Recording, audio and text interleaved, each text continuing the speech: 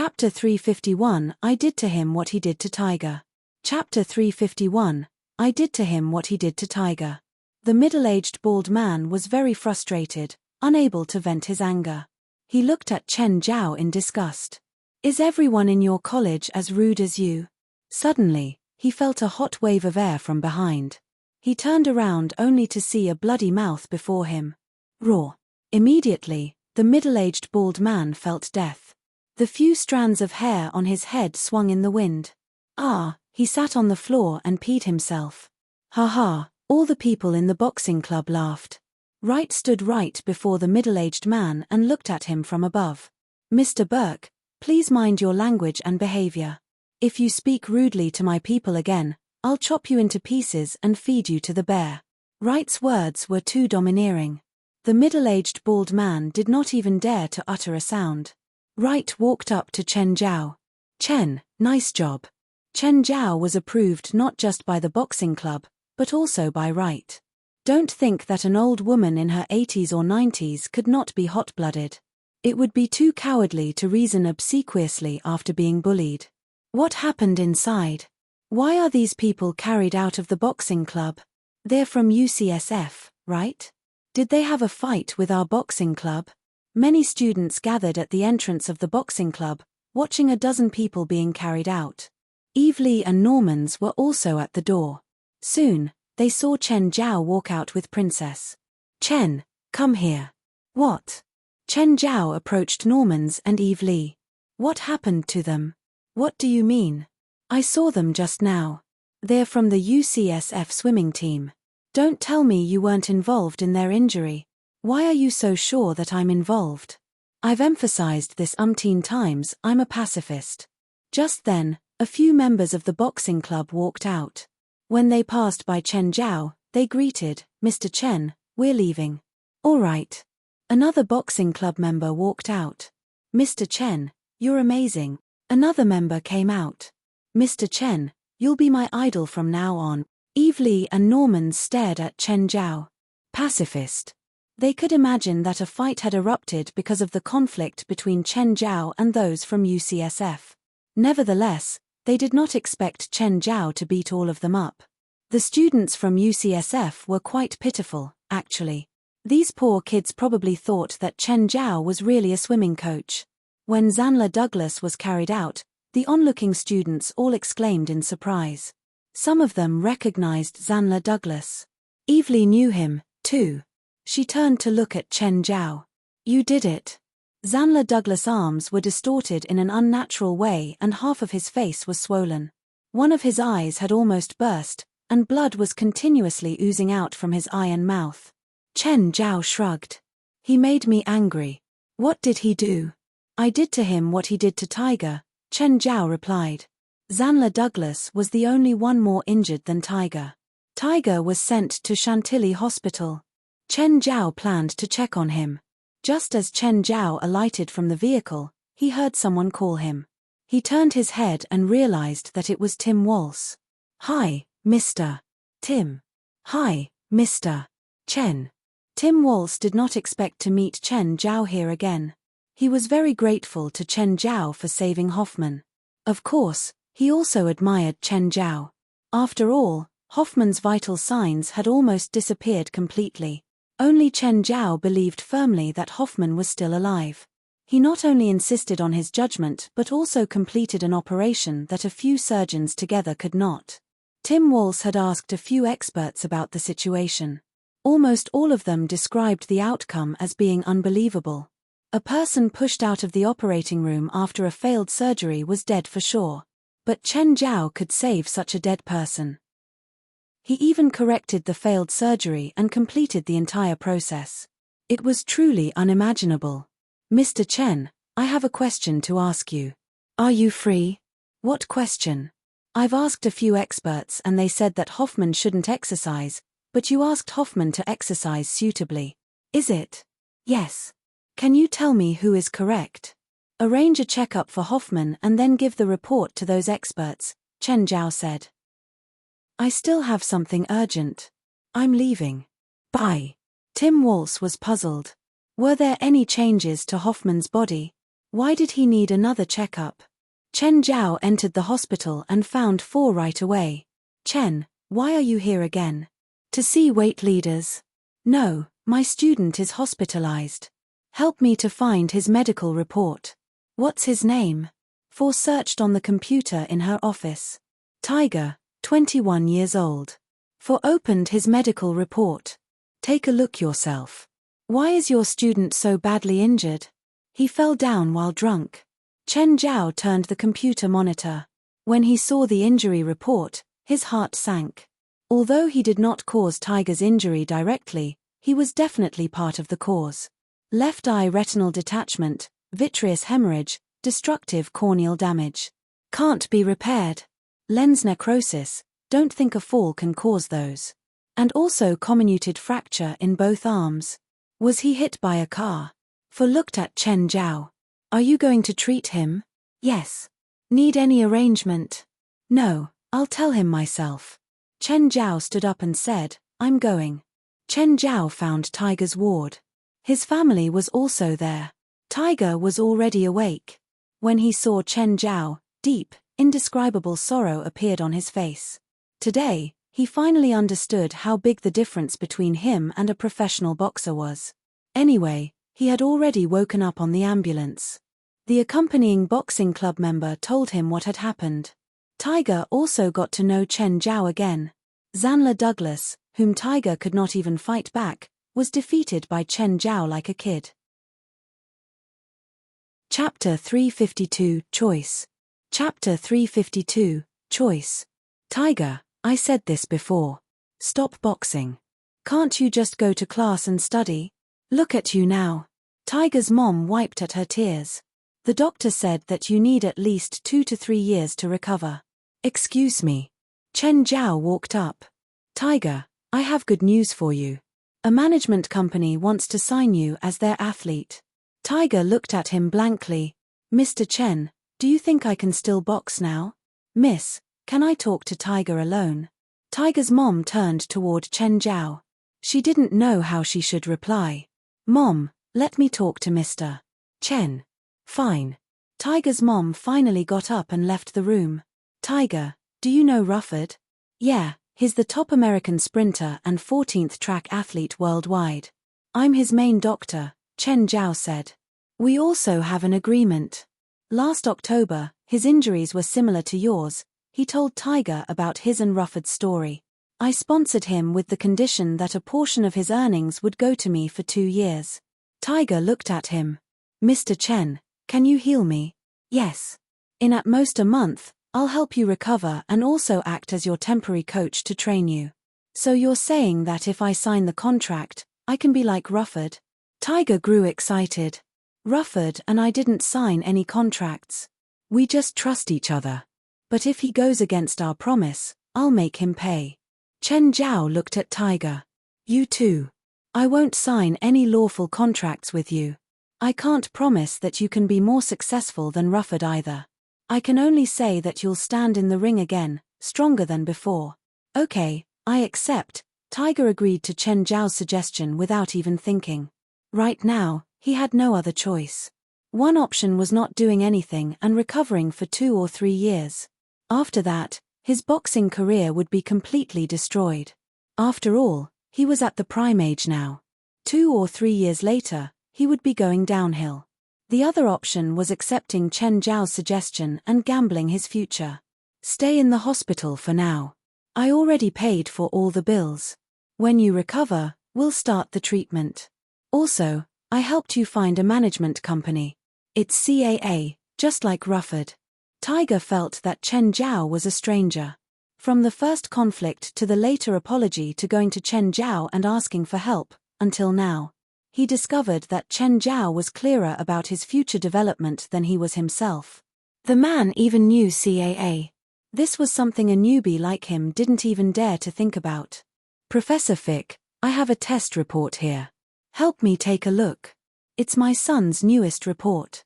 Tim Walsh handed the report to Professor Fick. The advantage of being rich was that any expert or scholar was at their beck and call. A few minutes later, Professor Fick said, Mr. Walsh, this is Hoffman's newest report? Yes. Is there a problem?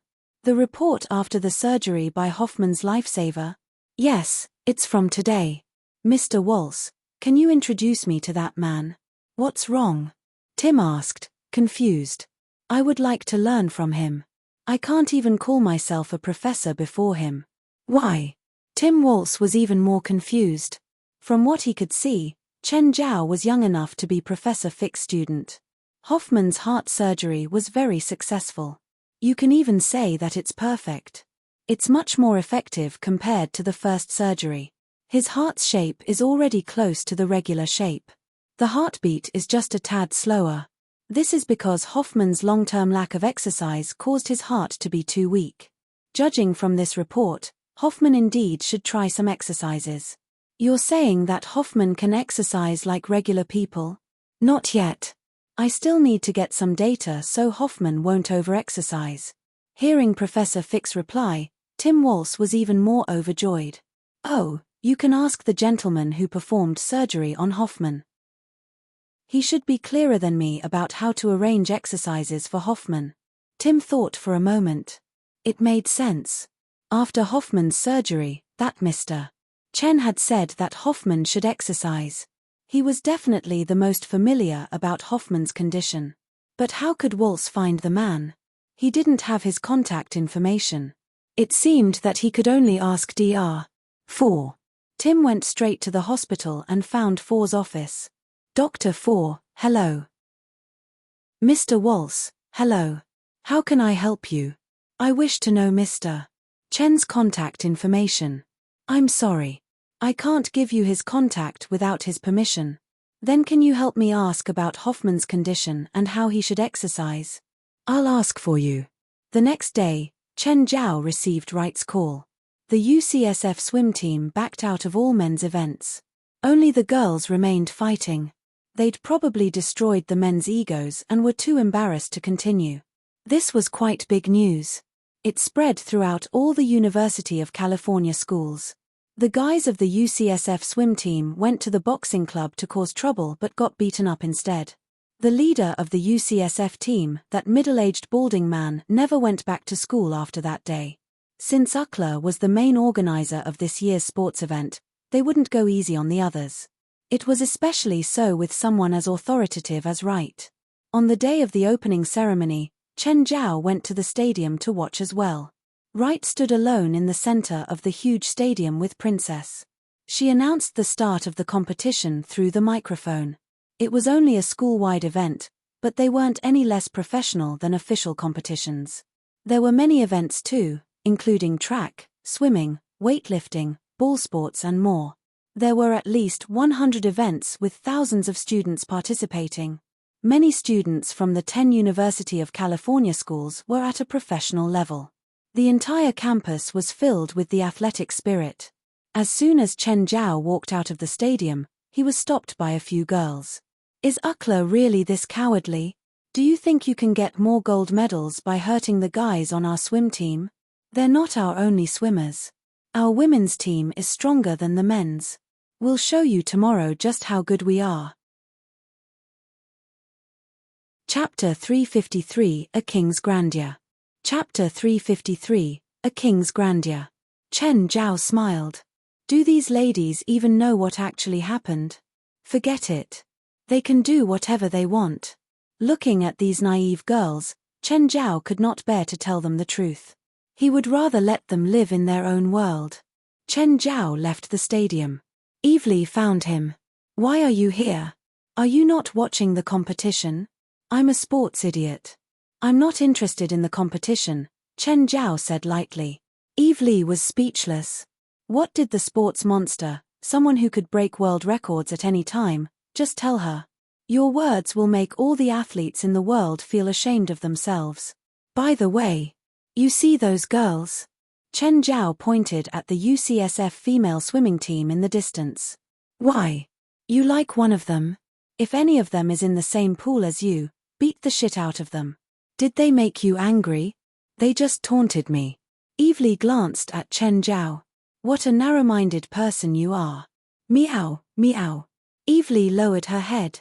The little cat that Chen Zhao would usually carry ran to his feet with a sausage in his mouth. Why did you just leave him on campus? Aren't you afraid that he'll go missing? I really hope that he'll go missing, Chen Zhao said, unconcerned. Unless Chen Zhao threw Samuel into outer space, it was almost impossible to get rid of Samuel. I'm leaving. Bye. Chen Zhao lifted Samuel up, who wiggled in his arms. I've just gotten myself another believer. Do you see it? It's an offering from my believer. Do you see it? How many believers do you have here? 7, no, it's 8. It seems like you need to work harder. You've taken another big step toward ruling the world. What's this thing called? Samuel asked, pointing to the sausage in his mouth. Sausage. Add this to our deal earlier. When will you summon me to hell? I need some time to prepare. Prepare what? It wasn't this troublesome when Obito's father summoned me to hell. He could do it any time. Obito's father is just a great lord, but I'm a demon king. Of course, I need my grandeur. Don't tell me you're going to welcome me with a demon army. No, it's just building a castle. Building a castle? For what? As my palace, of course. Where do you normally stay? The dark forest. It'll be too embarrassing to summon you there. Chen Zhao roughly got it. The place Samuel usually lived in was too desolate. Samuel would build a temporary castle to save his face. How long do you need? A few days, perhaps. How big will it be? It won't just be a cottage, will it? Are you humiliating me, the king? How do I dare to? Your face is telling me that you do. Chen Zhao planned to change the topic. Do you hardly leave the dark forest? Almost never, Samuel answered. It was no wonder Samuel looked very much like a provincial, even a village idiot. Then what if your subordinates want to see you? Simple, just send a demon who can speak very fast to see me. Why must the demon be able to speak fast? If he speaks too slowly, he might be eaten by me before he finishes. Suddenly, Chen Zhao bumped into a passerby, but the passerby was definitely at a disadvantage. Sorry, the person apologized first. Chen Zhao observed the person. He was big in size and did not look like a commoner. Chen Zhao inspected him because the person who last bumped into Chen Zhao had caused him a whole lot of trouble. The road was wide and empty. Either both of them were not looking in front or the man wanted to do something. Meow. Chen Zhao suddenly pulled the person. Return my wallet to me. The man's face changed. Who took your wallet? Just then, he moved his arm and seized Chen Zhao's hands instead, wanting to lock his hands. However, Chen Zhao was stronger than he expected. Chen Zhao's hands did not move at all. When the man realized that he could not move Chen Zhao, he kicked Chen Zhao's knee with his shoe. Chen Zhao still did not move. Actually, the force was not even as big as when Princess playfully ran into him. When the person realized that his attack was again ineffective, he hit Chen Zhao's stomach with his elbow. Chen Zhao was finally enraged. Are you playing acrobatics with me? Chen Zhao grabbed the man's neck and struck the man's forehead with his. Thud. The person collapsed at once. Chen Zhao found his wallet on him. After a while, a girl and a group of tall men approached the fallen man. They helped their friend to get up from the ground, but he was still in a daze. Rena was very displeased. Harrow, why are you so useless? Aren't you a former elite from SEAL? And then? You failed. Miss, he's an excellent fighter, Harrow said, looking wronged. I don't care. Think of a solution for me now. I want revenge. You promised that you'll help me, but you only made me angrier. Miss, he's really strong. We're definitely no match for him unless all of us go at the same time. Then all of you deal with him together. There's gotta be a way. Miss, if we fight in the city, it'll cause a lot of trouble for you. Then how? Wait for him to go somewhere deserted? I don't have that much time. Miss, according to our findings, he appears to be a UCLA lecturer, but is actually an illegal doctor. So what? Are we going to collect evidence and then send him to the police station? No, we can use his intermediary to trick him out of the city. By then, we can deal with him in whatever way we please. Great, very good idea. Go and do it, quick. Miss, where should we bring him to? The sea. Isn't he a swimming coach? I'll let him swim all he wants. Harrow, prepare me a yacht. Miss, you should not show up. If he sees you, he might sue you. No, I want to see him beg me. Chapter 354, Fali's Special Taste. Chapter 354, Fali's Special Taste. Do you want this? Yes. What about this? This too. Samuel looked at the stocked shelves. He barely had time to look at everything. As a country bumpkin demon lord, he'd never seen so many items before. Even the same thing had countless different brands. How could you make a demon lord happy? Take him to the supermarket. This must be expensive. Samuel looked at the cart of stuff. It was all for him, so he was surprisingly a bit shy. In his view, his followers gave him these things as offerings. Since his followers used these as offerings, it meant that these things were precious. Chen Zhao bought so many things today. He must have paid a great cost. Good that you know. Chen Zhao pushed the cart to the cash register. Just then, Fu called. Chen, are you busy? No, I'm grocery shopping. What's wrong? Do you remember the kid named Hoffman? The one with an abnormal heart? Yes, him, Fu said. His father found me today, hoping I could ask you about how much Hoffman should exercise and how. Oh, send me his test report. I'll make a plan for him when I'm free. Exiting the supermarket, Chen Zhao put everything he'd bring to hell into his spatial ring. Anything else you want to buy? Chen Zhao asked, holding Samuel. I want a bed that you and the madam sleep in. My spatial ring is almost full. I've already put so much wyvern meat into it. I can't fit a bed in it. If you want wyvern meat, I'll give you the 10 biggest wyverns when we get to hell. I'll expand the spatial ring for you too. You can expand a spatial ring? It's not hard, for my true form. Then wait a few days for me to finish eating the meat. Chen Zhao really didn't want to throw it out. After all, it was a delicacy from hell. The big and small pets at home definitely couldn't finish it. Even Princess couldn't finish it if she ate her fill. Chen Zhao had to go to sea and feed the meat to Amorn. That low-level wyvern meat is meaningless for your pets, especially Princess. They'll only grow in size, but their magic power won't grow at all. Then what should they eat? Chen Zhao asked, curious. I have a subordinate who specializes in feeding my pets. He's the expert. You can ask him. Chen Zhao put this on his mind. He was getting more and more pets. It was okay if they were demon incarnations like Beelzebub, but Princess's family was much more troublesome. They were smart, but they still couldn't really understand some things. For example, flushing the toilet was obvious for humans. Princess didn't think so though. Every time, Chen Zhao wanted to give her a spanking, but he couldn't bear to do so. If he had the chance, Chen Zhao indeed wanted to talk to this expert. At home, Chen Zhao started preparing dinner. Fali came back a while later and joined to help in the kitchen. After making dinner, Chen Zhao and Fali sat by the side. Leaning against Princess, they drank beer and ate dinner. Fali, I'm going there again in 2 days, Chen Zhao said. Is there anything you want? I don't even know what stuff they have. How do I know if you can bring it back? Just say whatever. I'll try my best to bring it back if they have it. Fali thought for a long while and drank some beer. Our home is almost finished, right? Yeah. They're installing the management system. Bant's workshop is working on the furniture too. What about decorations? What style do you want? Isn't our basement empty? I want to put the skeleton of some creature there. Chen Zhao was shocked by Fali's weird idea. Fali, are you serious? The bigger, the better. Okay, I'll do my best. They should have it. Since Fali requested it, Chen Zhao felt that he had to try his hardest to fulfill her wishes. Even if the spatial ring couldn't fit it all, he'd just have to take a few trips. Anything else? For yourself? Oh, how about you bring a present for Dad? Fali suggested.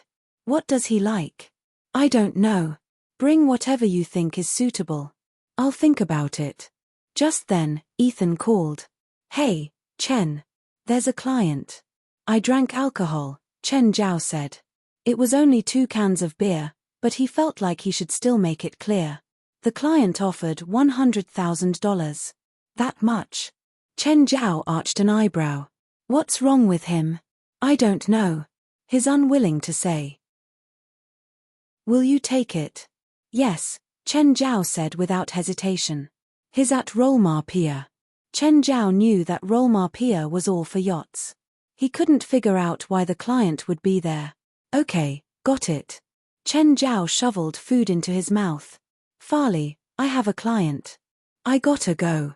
Don't drive. You drank beer. Call a cab. Fali also drank beer, so she couldn't drive him. Yeah. Chen Zhao wiped his mouth. He changed his clothes, kissed Fali goodbye, got his toolkit and left hurriedly. The 2 beers didn't affect his condition at all. He arrived at Rolmar Pier half an hour later. Ethan, I'm at the pier. Notify the client. A while later, a man walked over from afar. He had short hair, sharp features, and wore a black suit. It looked like he had a concealed gun. After coming to America, Chen Zhao had experienced many shootings. He was more and more skilled in dealing with these things. He wouldn't freak out when a gun was to his head anymore. The client looked like a bodyguard-type person. It wasn't weird for him to have a gun. Hello, are you Mr. Chen? Yes. Chen Zhao nodded. Follow me. Can I know your name? Chen Zhao asked, following the man. You can call me Jarl. Okay, Mr. Jarl. Where are we going? Chen Zhao saw that he'd already followed Jarl to the end of the pier. Jarl pointed to the end. There was a speedboat stopped there. Chen Zhao glanced at it. We're going out to sea? Yes. Jarl looked at him. It's a bit far. Is that okay?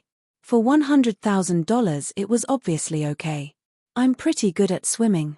Great. Then let's go. Chapter 355 How about a truce? Chapter 355 How about a truce?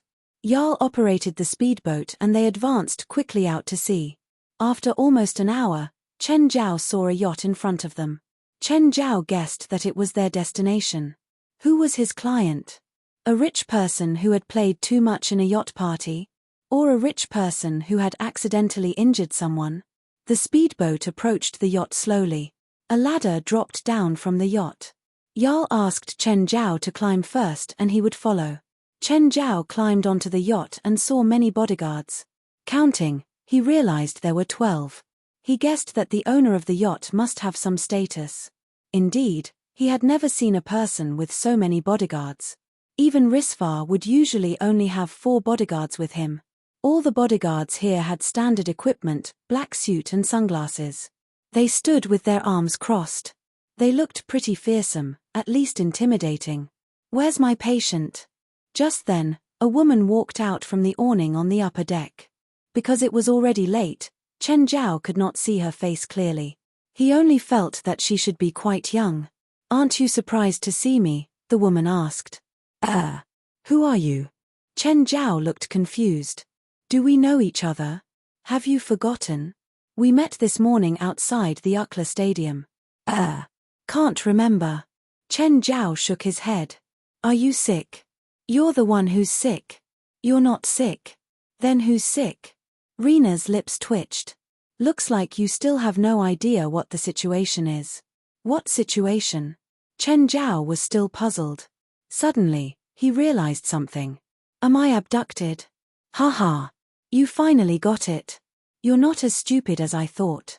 Can you tell me why you abducted me? You hit my boyfriend.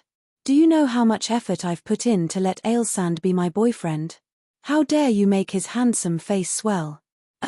Chen Zhao roughly got it. The woman was both boy-crazy and mentally abnormal.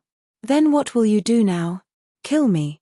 I won't kill because of someone like you, but I'll beat you up like how you beat Ailsand up. You can't hit me from up there. I don't have to do it myself. Harrow, Jarl, he's yours. Chen Zhao realized that one of the bodyguards was the pickpocket he had met earlier that day.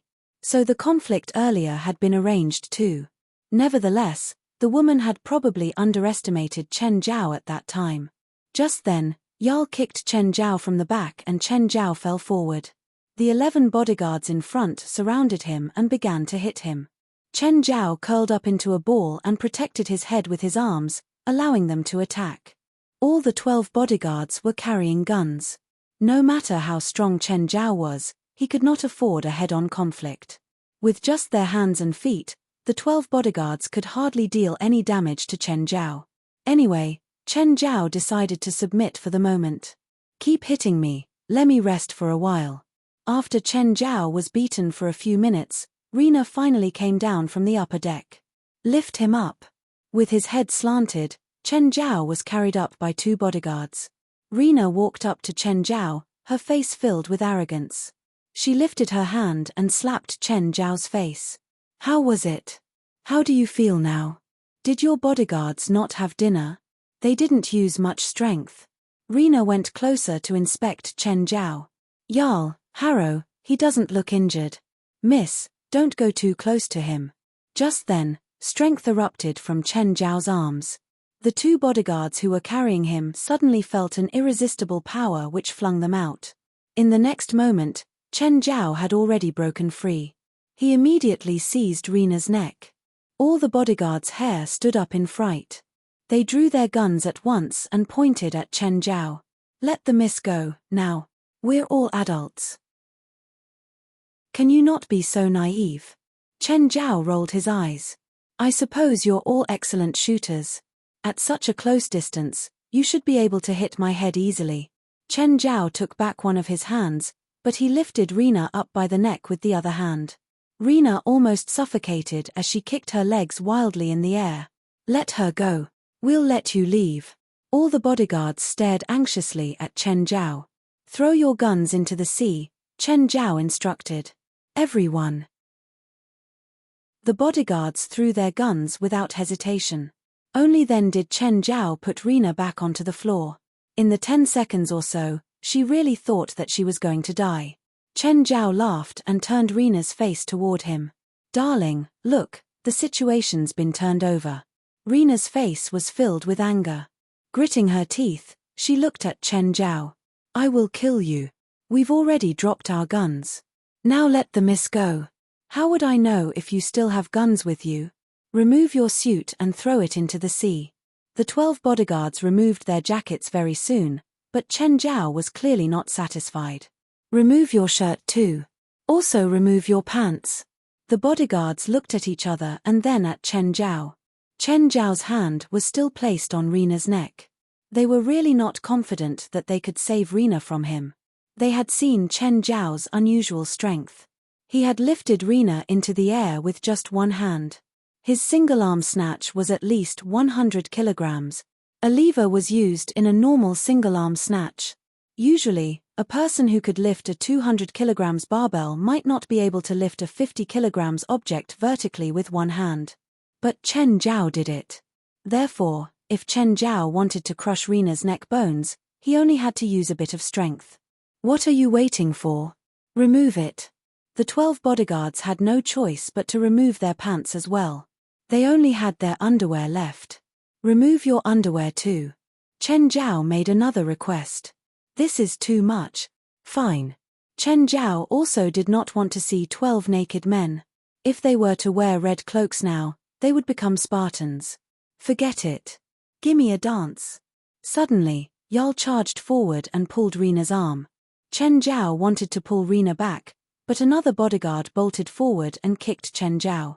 He had to let Rina go and blocked the kick, taking 2 steps back. Rina returned to her bodyguards.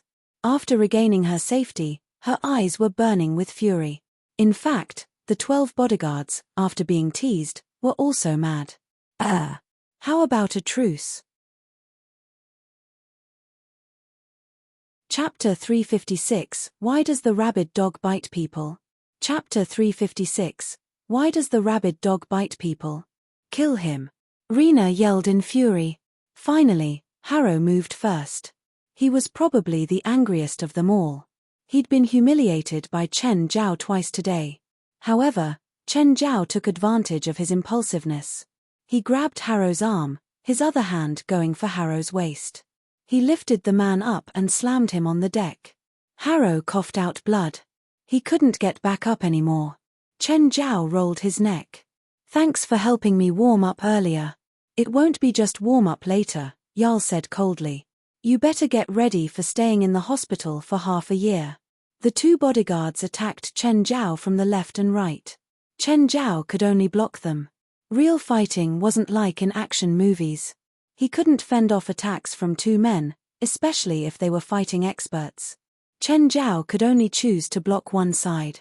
He did that and someone behind him put him in a chokehold. He also got punched in the stomach. However, the bodyguard behind him obviously miscalculated Chen Zhao's strength. He pried the arm off his neck. He also broke that arm with a crack and tossed the man away. The guard got a metal pole out of nowhere and slammed it down at Chen Zhao. Chen Zhao blocked it with his right arm. The pole bent, but Chen Zhao's arm was totally unharmed.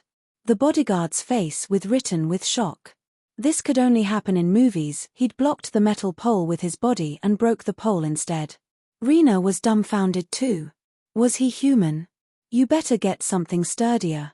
This time, Chen Zhao was no longer on defense. Instead, he was the attacker. He was still too conservative with the fighting earlier. After all, the other side had the advantage in numbers. It was impossible for him not to get hit. Even Gaia wouldn't be completely unharmed in a situation like this. Instead of passively waiting for them to attack and then finding a chance to fight back, it was better to get it over with. Exchanging blow for blow, it seemed that Chen Zhao was attacked more, but the bodyguards could only enact limited damage. Another bodyguard was punched by Chen Zhao. He fell to the floor, grabbing his shoulder. Chen Zhao spun around, punching again. His fist landed heavily on a guard's face. At the same time, he was hit in the face too. By now, 6 of the 12 guards had fallen. The scene looked a bit bloody. The corners of Chen Zhao's lips and eyes were broken. One ear was bleeding. But the bodyguards on the ground were in much worse shape. It was pure luck no one had died yet. Thud. Yet another guard fell down. There were more and more guards on the ground, but Chen Zhao was still lively. Rena's bodyguards were all injured. Finally, the last guard was punched in the chin.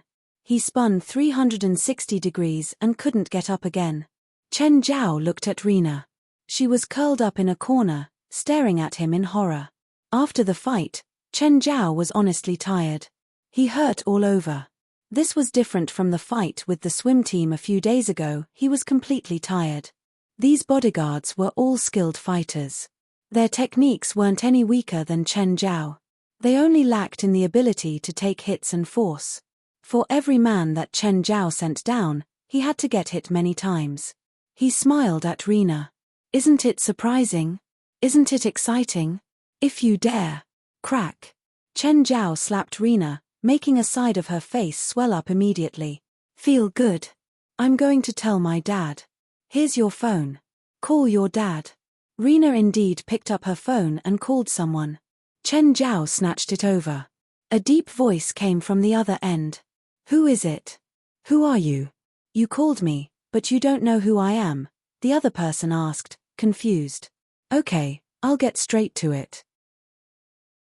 Your daughter is suspected of illegal imprisonment, personal injury, hiring assassins, and attempted murder.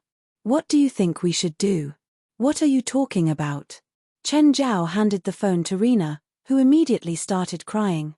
Dad, I got beaten by this asshole. He hit me. Rena, what's wrong? Where's Jarl? What happened to him? Jarl's on the ground.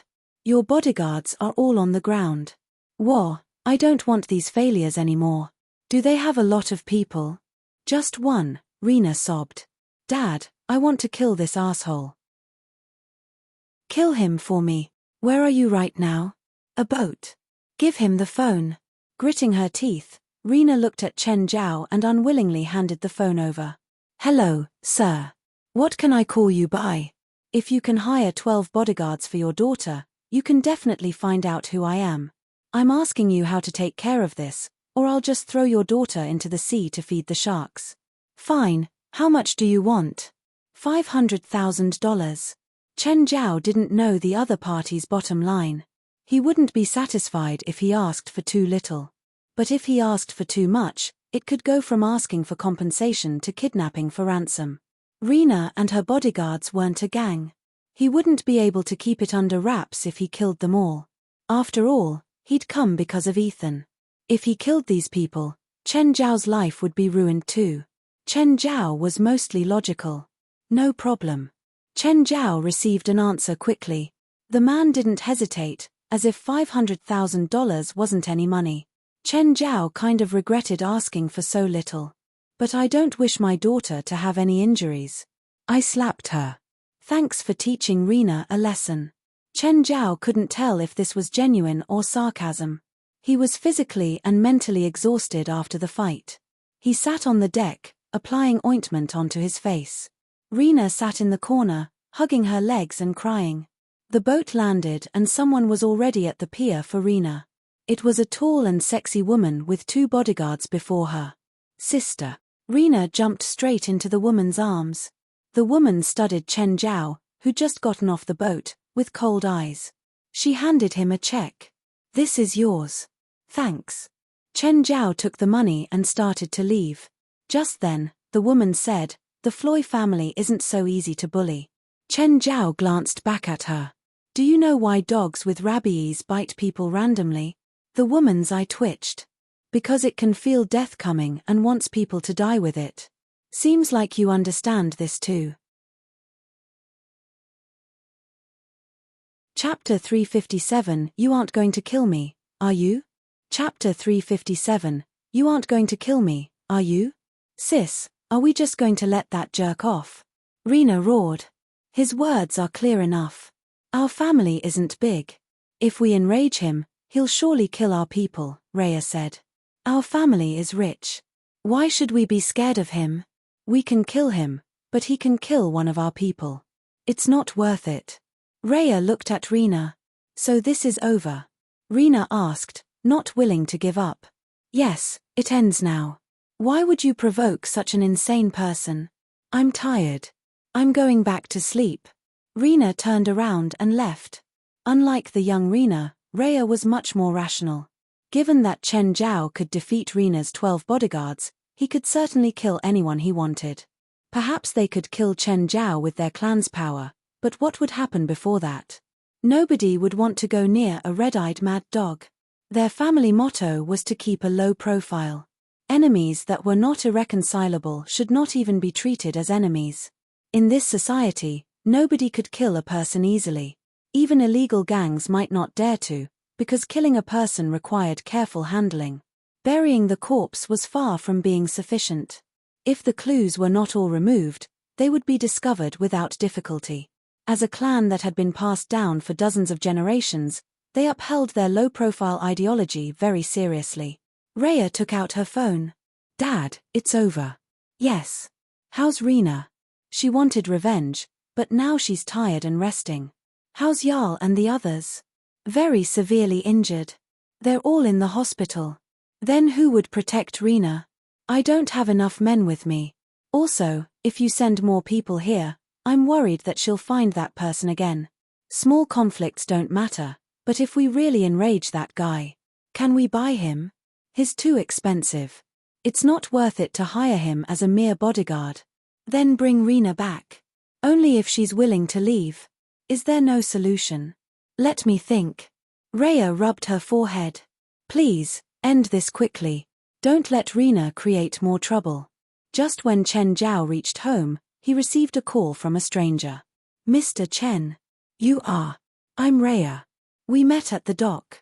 Yes. Do you want some extra income? You aren't going to kill me, are you? To be honest, I feel that the conflict between you and Rena is only a kid's horseplay. You're saying I'm a kid? All right, the serious topic. I'll pay for you to pretend dead, just so that Rena can forget about all this. What do you say? How much is that? 500,000. Chen Zhao was speechless. These rich people would give a few $100s just for him to act. Were they even treating money as money? Can it go any higher? Goodbye. Wait, I accept. What should I do? Think of something that you can act safely. Tomorrow afternoon, bring me onto the yacht, tie me up tightly and throw me into the sea, Chen Zhao said. Do you need me to arrange someone to save you? No, just do all those. I'll escape myself, but I hope there won't be too many people on the yacht. I don't want to be beaten up again. Sure, Rhea agreed without hesitation. Both of them were really frustrated by the event, so they wanted to end it as soon as possible. Chen, you're back. Yeah, Chen Zhao nodded, but he did not turn the lights on. He really did not want Fali to worry. After showering, he went onto the bed quietly. The next day, Chen Zhao left the house before Fali even got up. When he arrived in Ethan's motel, Ethan was astonished by his wound-filled face. What happened? The client last night. So what happened? Ethan asked, frowning. The client had some personal conflict with me. It was a trap. I'll take revenge for you. No, this whole thing is over. Stay out of it, Chen Zhao said, shaking his head. You sure? She's just a girl. What can you do? Find people to gang rape her? Fine, since you said it's over. Hi, Mr. Chen. Have you had breakfast? Li Qing carried a tray of sandwiches out from the oven and placed it on the counter. Chen Zhao grabbed a sandwich and began eating. No, or else why would I be here? Li, you work here. Can you stop helping an outsider? Ethan complained. Auntie Li, you look much better today. Thank you for your concern, Mr. Chen. In fact, Li Qing did not just look better. She even had something that she never had before. Mr. Ethan, I suggest you don't go out during this period. I've been seeing many shooting events on the news. Maybe you should go out when it's more peaceful, Li Qing advised. Of course, Li Qing knew where Ethan would normally go, either red light districts or bars. It's my problem. Who can sit in the motel all day? Then please be careful. Chen Zhao glanced at Li Qing and could not help but ask, Auntie Li, do you know physiognomy? Chen Zhao talked to Li Qing in Chinese so that Ethan would not understand them. Haha. It's just some outdated stuff. It all depends on whether you believe in it. Let's not talk about this. I really believe in this kind of stuff. Can you look at my physiognomy? Chen Zhao asked sincerely. Mr. Chen, I can't tell anything from your face. Why? Is it not convenient for you to say? No, I really can't tell. There are some rules to my inherited technique. Those whose faces are sealed by the 3 yin or blocked by the 6 hills cannot be understood. What do you mean? The 3 yin refer to seeing a ghost, entering a ghost gate, and dealing with a ghost. The yin energy would seal the person's physiognomy. Mr.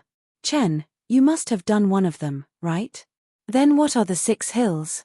Chen Zhao did not give a direct reply. True self, those who have experienced major ups and downs, those who have an unshakable will, those who have returned from death, those who possess supernatural skills, and those who do not believe in it.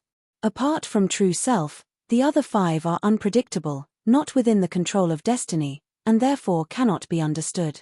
Did you see something on Ethan? Mr. Ethan's face has been covered in evil recently. His luck is dissipating and he also has no house to shelter him outside, so he'll surely run into trouble. When a person is out of luck, even a small event may cause death. That's why I suggest he stay in the motel, where he'll be protected. He can go out when his luck regathers. Chapter 358 Eveleigh's Debut. Chapter 358 Eveleigh's Debut. After listening to Li Qing, Chen Zhao glanced at Ethan. What are you two talking about? Can you not speak in Chinese? Ethan complained. Chen Zhao turned toward him. Are you sure you want to know what we're talking about? Bullshit. If you speak Chinese before me again, we're over. You're sick, Chen Zhao said. Huh? I'm sick. With what? Why don't I feel anything? Did you not use protection? Ethan's expression grew uncomfortable. Most of the time, he stammered. That means you sometimes don't use condoms, right? Ah. What did I get? I'll prescribe some medicine and you'll be fine in a few days, Chen Zhao said. But if you run out to play before I say you're better, You can be limp for the rest of your life. Okay. Give me the medicine. Ethan might not listen to Li Qing, but he would definitely listen to Chen Zhao. Auntie Li, if this asshole runs around before his better, remember to tell me. I'll make sure he can't get hard ever again. Chen, why are you so evil? Can't I go out to buy something? Who knows if you're really going out to buy something or mess around? Do you want to infect other people after getting sick? Fine. I'll stay in the motel obediently. Chen Zhao still wasn't reassured. Auntie Li, call me no matter where he goes. I got it. Li Qing was very grateful towards Chen Zhao and Ethan. After all, they were the ones who gave her hope when she was most hopeless. I'm busy these 2 days, Chen Zhao said. If there are clients, don't come looking for me. Then he prescribed some Chinese medicine for Ethan. In the afternoon, L.A.'s temperature rose. It was only February, but it still reached more than 70 degrees.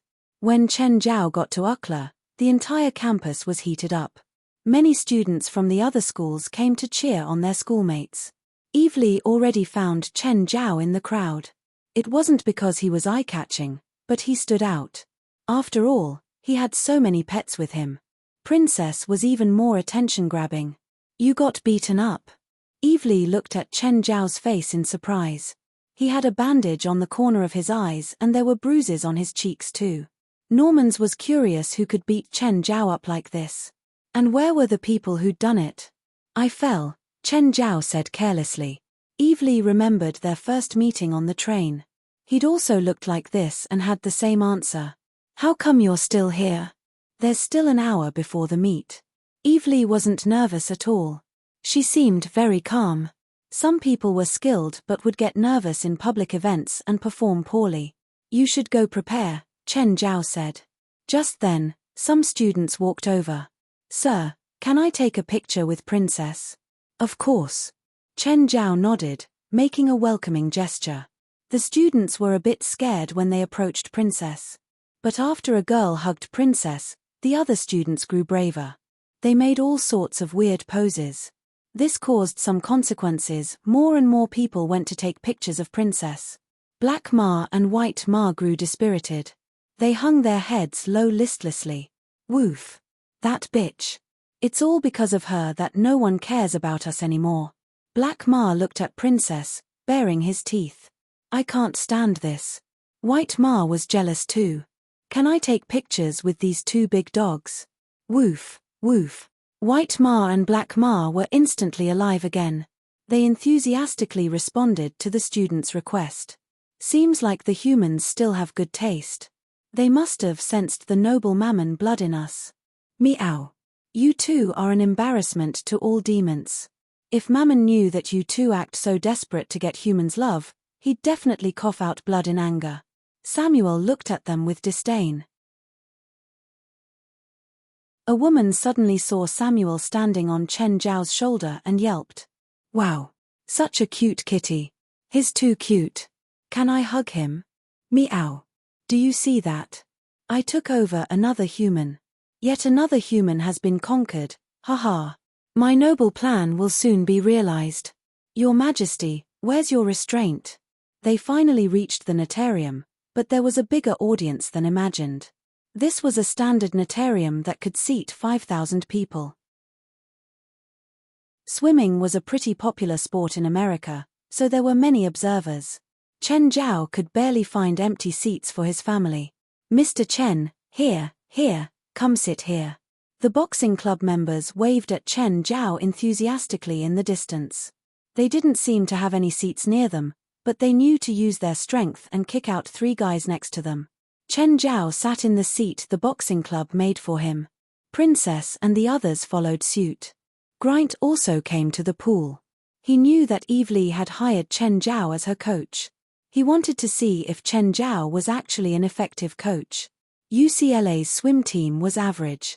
They weren't in last place, but they couldn't reach the top either. Earlier, they'd already done the 50-meter and 100-meter freestyle. Their best result was 3rd place, managing to score a bronze medal. Next was Gina Lisby. She was the closest to a professional athlete in the team, but she didn't even get a medal in the 1,500-meter swim. She'd faced even stronger opponents, including a true Olympic candidate. Gina performed poorly. Of course, she was also affected by the other swimmers' water currents. Up until now, UCLA only had a bronze medal for swimming. Most of the UCLA students had already lost. No one wanted to see their athletes lose tragically. Round after round of failure made them lose interest. Finally, it was time for the women's 800-meter freestyle. The swimmers from every school entered the natarium. Eveleigh scanned the audience for Chen Zhao. She finally found Chen Zhao in the center of the crowd. She waved at him. Chen Zhao nodded too. Chapter 359 World Record in an Unofficial Competition. Chapter 359 World Record in an Unofficial Competition. Ready, the judge instructed. All the contestants stood on the platform. When the gun was fired, the 10 contestants jumped into the water simultaneously. Grant looked at Eveleigh. Swimming in the 6th lane, she was the fastest. As a long-distance runner, Grant knew about mid- and long-distance swimming too. Mid- and long-distance swimming were similar to long-distance running in that they all needed appropriate tactics. An athlete should not swim too quickly at the start, or he or she would very likely run out of stamina halfway. But Eveleigh was too fast. It was clearly not the correct stamina distribution for this swimming competition. Very soon, Eveleigh was at least 10 meters ahead of the rest. At the first 50-meter turning point, she was at least 3 seconds ahead, which was increased to 10 seconds at the second turning point. The referee team had also been watching the competition. Because the contest was half official, there was an electronic timer. The girl in lane 6 used 26 seconds for 50 meters. It's a sprint. She won't have enough stamina to sprint at the end. What did her coach tell her? It's so amateur. Racing at the beginning until she's out of strength. Could it be some kind of tactic? No way. Swimming has developed over so many years. Almost all tactics have been discovered. In the early stages, some people indeed tried to sprint at the start so as to get ahead of the rest, but they lost eventually. Using all strength at the start just isn't the right rhythm for 800-meter freestyle. First 50 meters, 26 seconds, turning 1 seconds. Second 50 meters, 27, 45 seconds, turning 0, 99 seconds. Third 50 meters, 27, 35 seconds. She's already swum 400 meters. She's still maintaining this speed. Her stamina is really good. By then, Eveleigh was already at least 50 meters ahead of the other contestants. She slowed down. 500 to 550 meters, 31 seconds. If she had the correct tactic, she would definitely have a good chance of emerging first, or even producing an excellent result. 700 meters. Huh.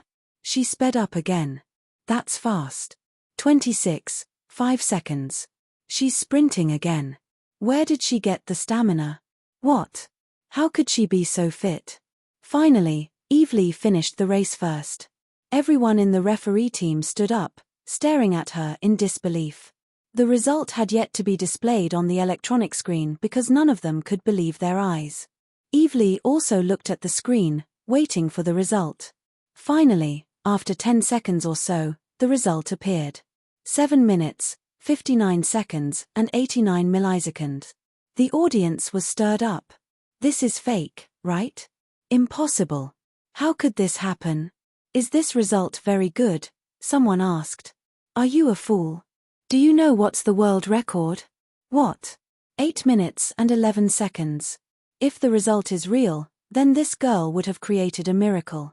She's the first woman to hit 8 minutes for 800-meter freestyle, an entire 11 seconds faster than the world record. After about 40 seconds, the second contestant arrived. When she saw the numbers on the electronic screen, particularly the result above hers, she also looked at Eveleigh in astonishment. Eveleigh similarly stared at the screen in bafflement. Even she could not believe that she had achieved such a result. It was unbelievable. How did she do it? Was the result even real? As an amateur swimmer, Eveleigh had just broken the world record. Grant looked at the result in doubt and confusion. Is this the result of that person's training? In 10 days, he created a world record breaker? There was nothing apart from bewilderment. Grant's head went blank. If I found him myself, if I agreed to Eveleigh's condition at that time, would I be able to achieve an earth-shattering result, just like she did? Just then, the referee team announced the result effective. The fact that this match was not even a national level one, and therefore would not be acknowledged by FINA, would not prevent the result from being exposed. After all, it was a result that would shock the entire swimming world. Just as Eveleigh climbed out of the pool, the referee team and her school representatives approached her. Ms. Eveleigh, we need to conduct a urine test and blood test on you. Are you okay with them? Sure. Eveleigh also wanted to know whether she had achieved such an incredible result because of illegal drugs. The preliminary urine test result came out very soon. It was very normal, with nothing outside the acceptable range. Of course, the preliminary check was very basic. Eveleigh's sample had to be delivered to a specialized laboratory for a more accurate check. Very soon, everyone at UCLA knew that a new world record had just been born in the swimming complex. When Eveleigh stood on the podium to receive her award, she felt as if she was in the Olympics. She began to hesitate, not knowing whether she should become a professional athlete. Eveleigh, can I have an autograph, please? Eveleigh, take a photo with me. Eveleigh, I like you. Eveleigh. Eveleigh had a hard time passing through the crowd, but she finally found Chen Zhao. Chen, thank you. Not bad. Chen, continue to be my coach. Eveleigh looked at Chen Zhao. No. I'll pay. Chen Zhao still shook his head. He would have to spend a lot of time training Tiger. Thus, he definitely would not be able to spend a few hours a day training another person. Do you plan to become professional? Chen Zhao asked. Eveleigh's family was very rich.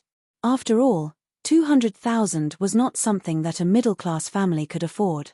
Of course, if she were to become an athlete, she would be able to achieve outstanding results. I'm hesitating. What do you think? What will you do in the future? Inherit my family business, Eveleigh replied. All right, go and become an athlete. Why? It'll never be too late to inherit your family business. Spend a few years on what you like first. When you can no longer swim, go back to your family. When you're older, you can even boast to your grandchildren about how playful, no, how grand you've been. If you give up on swimming and go inherit your family business, you'll regret it in the future. Instead of that, you might as well be more decisive now.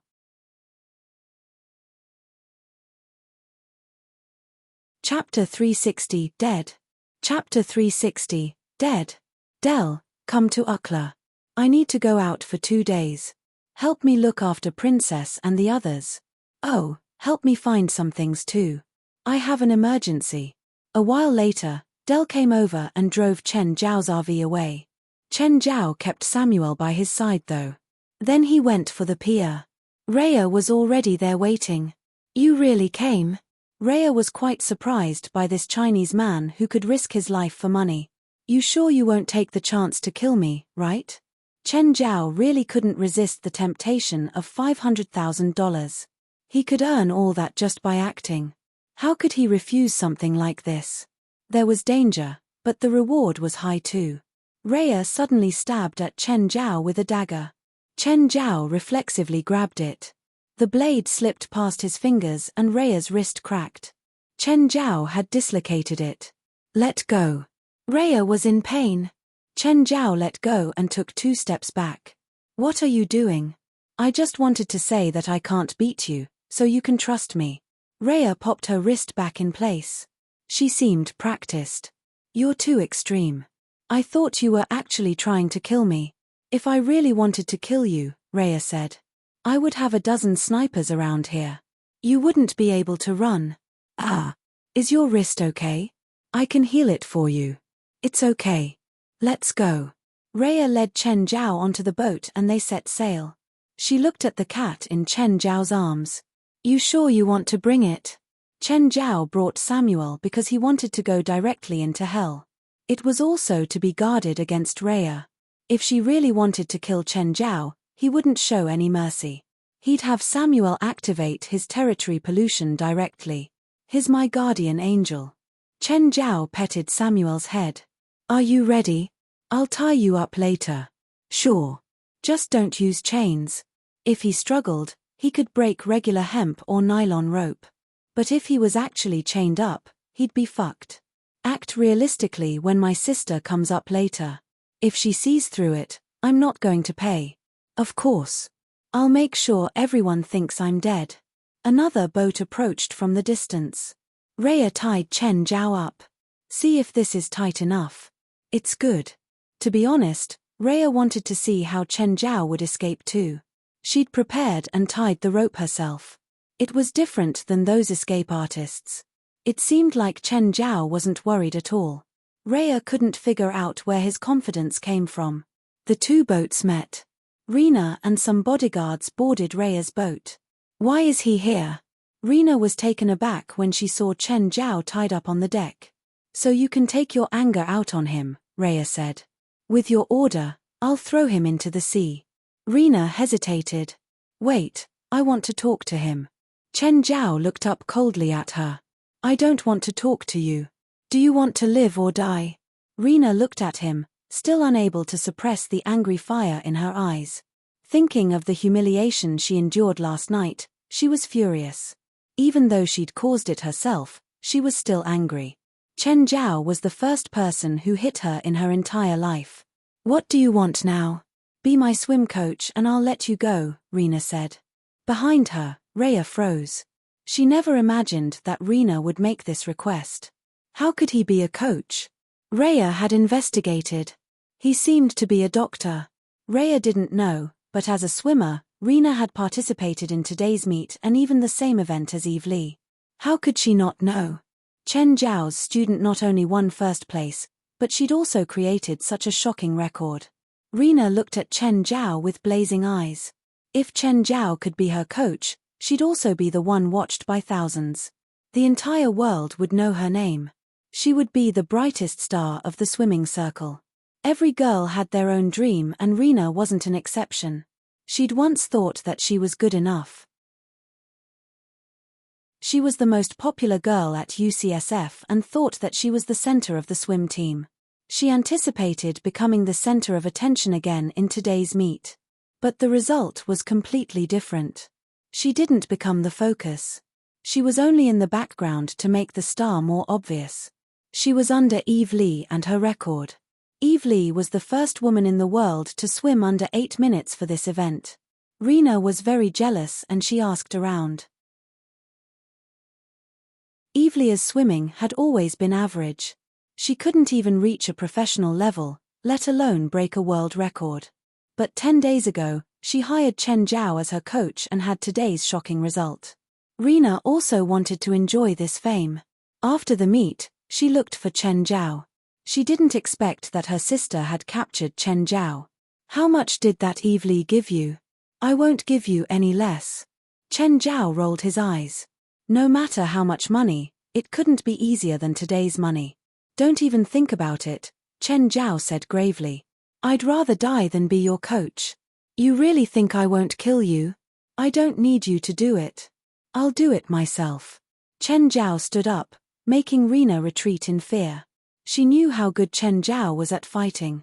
She didn't want to get beaten up again. The bodyguards quickly went before her. I'll haunt you as a ghost, Chen Zhao called out to Rena. With that, he rushed to the deck and jumped off. Rhea's lips twitched, thinking, this is too overdramatic. Rena will figure it out easily. But the situation changed instantly. A huge creature broke out of the waters. It was a killer whale. Everyone yelled in shock. The whale was so big that it gave them goosebumps. It rushed out of the water and bit Chen Zhao. Ah, help, help, hurrah. Everyone froze. Half of Chen Zhao's body was inside the whale's mouth and he screamed for help. Rhea was dumbfounded. She just watched Chen Zhao get taken away.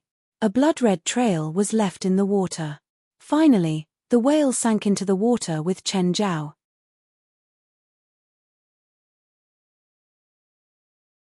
Chapter 361 I Swear in the Name of God. Chapter 361. I swear in the name of God. Dead. Why is he just dead? Both Rena and Rhea were astonished. They could not believe the outcome. Rhea originally thought that Chen Zhao could escape in the sea. Nobody expected such an accident to occur. An enormous killer whale had actually been waiting for him in the sea. Once he jumped into the sea, he was bitten by the killer whale. In the sea, nobody could survive a killer whale's attack. At the moment, Chen Zhao, whom they thought had already been torn into pieces, was sitting on Amorn's back. Since they last met half a month ago, Amorn had grown in size again. Half a month ago, he was 15 meters long, but now he was already 20 meters long and weighed 40 tons. Indeed, Amorn was a real giant even in the sea. No animal could be compared to him apart from blue whales. Chen Zhao fed Amorn all the remaining wyvern meat. He could not understand the growth of Amorn, Princess, and Walter.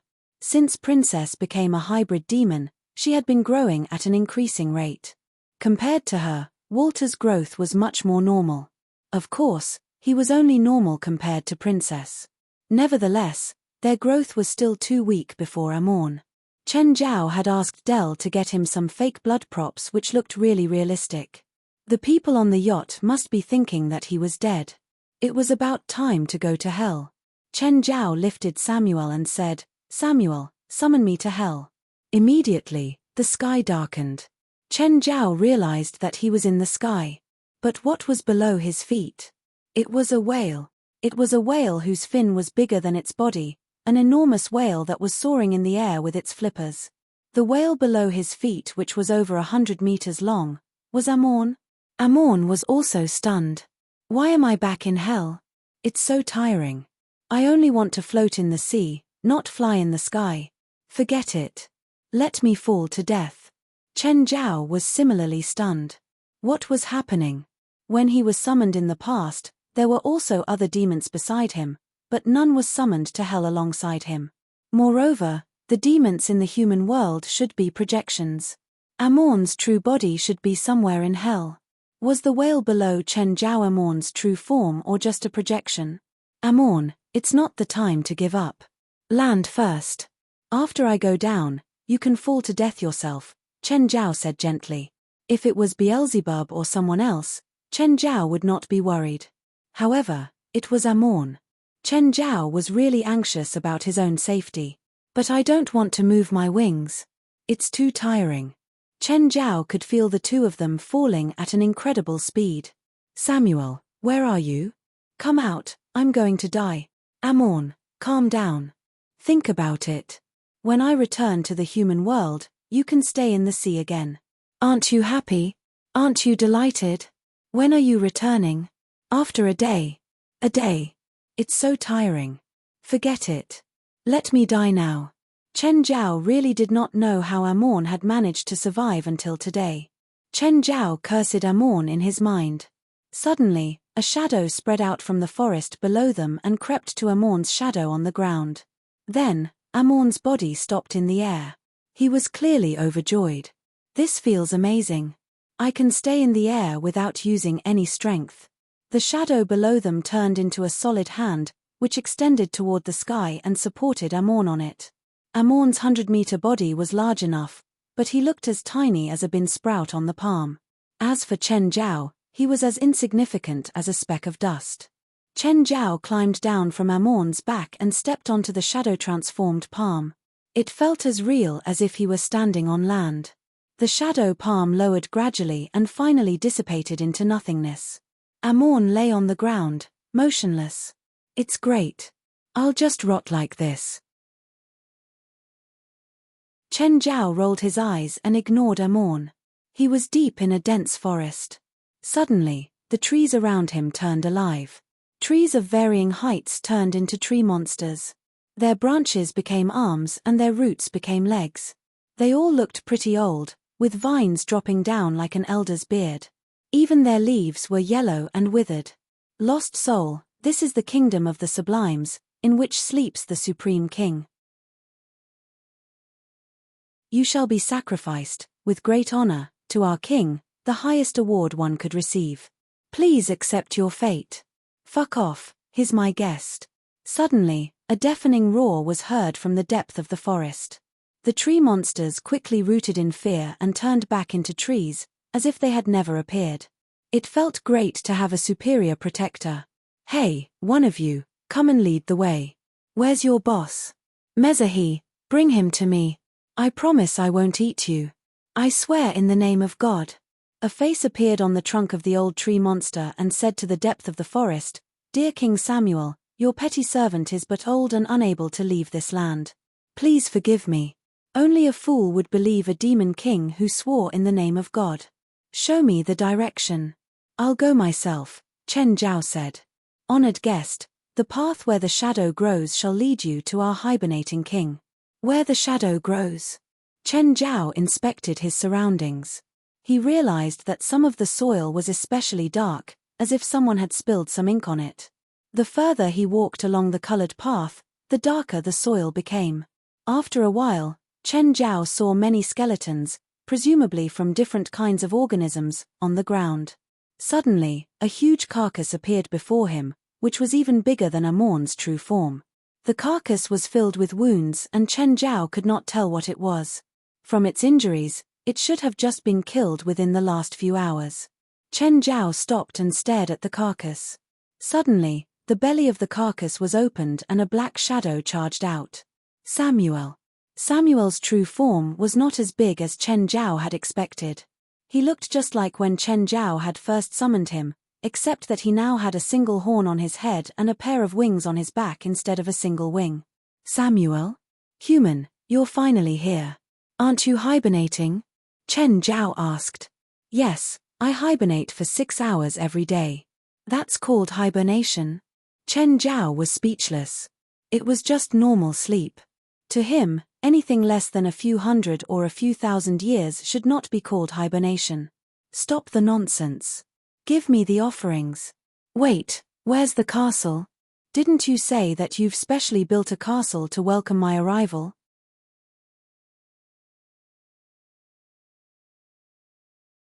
Chapter 362, Gift A Castle. Chapter 362, Gift A Castle. Look up. Look up. Chen Zhao did so. What was in the sky? There didn't seem to be anything. Where? Come to my back. Chen Zhao went onto Samuel's back and he brought Chen Zhao into the air again. Samuel was very fast. Chen Zhao just felt that the mountains were covered in fog and they passed through layers of clouds. Samuel, why did Amon get summoned too? It's my first summoning, Samuel answered. I didn't grasp the ritual's power fully and you were standing on Amon, so he got summoned too. Chen Zhao was now sure that this was an unreliable demon king. Where are we going now? The castle that I'm gifting to you. Why are you gifting it to me? I can't take it back. Yeah, you can. I'll just expand your spatial ring. Then why are we in the sky? My castle for you is in the sky. Finally, Chen Zhao saw a huge castle standing among the clouds. The majestic black and white building was a sky castle that should only belong in legends. This was the most majestic building Chen Zhao had ever seen before. Other than incredible, he couldn't think of any other way to describe it. There were inverted rocks below the sky castle. It looked like some mountain had been ripped out of the ground.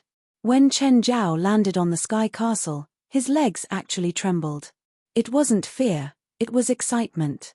Just then, a group of inferior demons swarmed out of an arched gate. Come over here and meet your new master. The inferior demons knelt down. There were probably 1,000 demons in the dark mass. Master. Under Samuel's lead, Chen Zhao walked into the gate. There were a dozen wyverns of various sizes on the empty space within the castle. These inferior demons are helping you take care of wyverns, Samuel said. I can't take care of so many wyverns and demons, Chen Zhao said. It's okay. I gave them 10 years of food. If you still need them in 10 years, you can exchange things from the human world with me. This castle is huge. I won't have anywhere to put it even if I bring it to the human world, right? You can put it in the space crevice. Chen Zhao's eyes brightened. Yes, he could let Blackie live in this castle. He handed over the things that he'd promised Samuel. To be honest, he felt like his gifts were too cheap. It was even a bit embarrassing. But, even more embarrassingly, Samuel was actually sniffing the catnip with an expression of pleasure. Fine, as long as you like it. Right, where's your subordinate that knows the soul healing spell and the one that helps you raise pets? They're hurrying over right now. Samuel looked intoxicated after enjoying the catnip. Inferior demons and wyverns had a strange relationship. These tamed wyverns would eat the demons that accidentally got close. If inferior demons reached a certain number, they would also be fed to wyverns. However, they were also the ones taking care of wyverns. The latter were omnivores and ate everything. However, they were even less intelligent than dogs and could only be used as rides. They couldn't be trained to do anything else. Chen Zhao didn't even dare to get close to them, lest he gets bitten. It took a few hours just to explore the entire castle. Just then, Samuel notified Chen Zhao that his subordinates had arrived. When he went downstairs, he saw 2 demons. One was in a soul state. It looked like a banshee. Banshees were all female, but this one was male and looked very ugly. The other demon was short and fat. He was only half of Chen Zhao's height and red with a pair of hooves and a round belly. He held a whip in his hands and had horns on his head. You two introduce yourselves. Hello, Living Lord. I am Mycove, the Soul Master. Living Lord, are you interested in lending me your soul to study? Mycove used an extremely gentle voice to talk about such a scary thing. Who would be introduced in lending him their soul? Mycove, he's my guest, not your lowly toy. You should show enough respect. Otherwise, I'll throw you out. Yes, I'm sorry, respected Living Lord.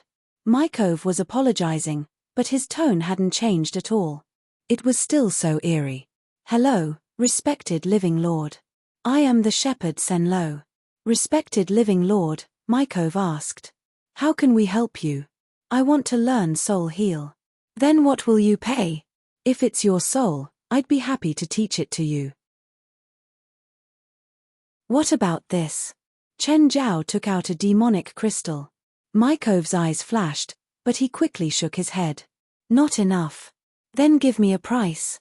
10 years' worth of demonic crystals, Mycove said. Chen Zhao thought he'd state an exorbitant price, but it was only 10 years. Okay. He glanced at Senlo. I have some pets and I would like advice on how to make them listen. Living Lord, I can teach you the wild beasts' language. Oh. This skill is useful. Senlo was obviously more ethical than Mycove. He only asked for 1 demonic crystal. Chen Zhao had thought that, as Samuel's subordinates, they'd be superior demons like Beelzebub, Zophi and Oris. In reality, they were only mid-level demons, like Beelzebub, Raymond, and the others. Senlo didn't even know how to fight. He was a worker demon and only survived in hell because of Samuel's reputation. As for Mycove, he was a demon whose body had been ripped off. He had a cool title, Soul Master, but he actually wasn't much better at fighting than Senlo. They were both kind of failures. Mycove taught quite earnestly after getting paid. He even took out his treasure, an incomplete soul, to demonstrate to Chen Zhao personally. Soul recovery was an easy and basic spell. With Chen Zhao's current magic power, it wasn't hard at all.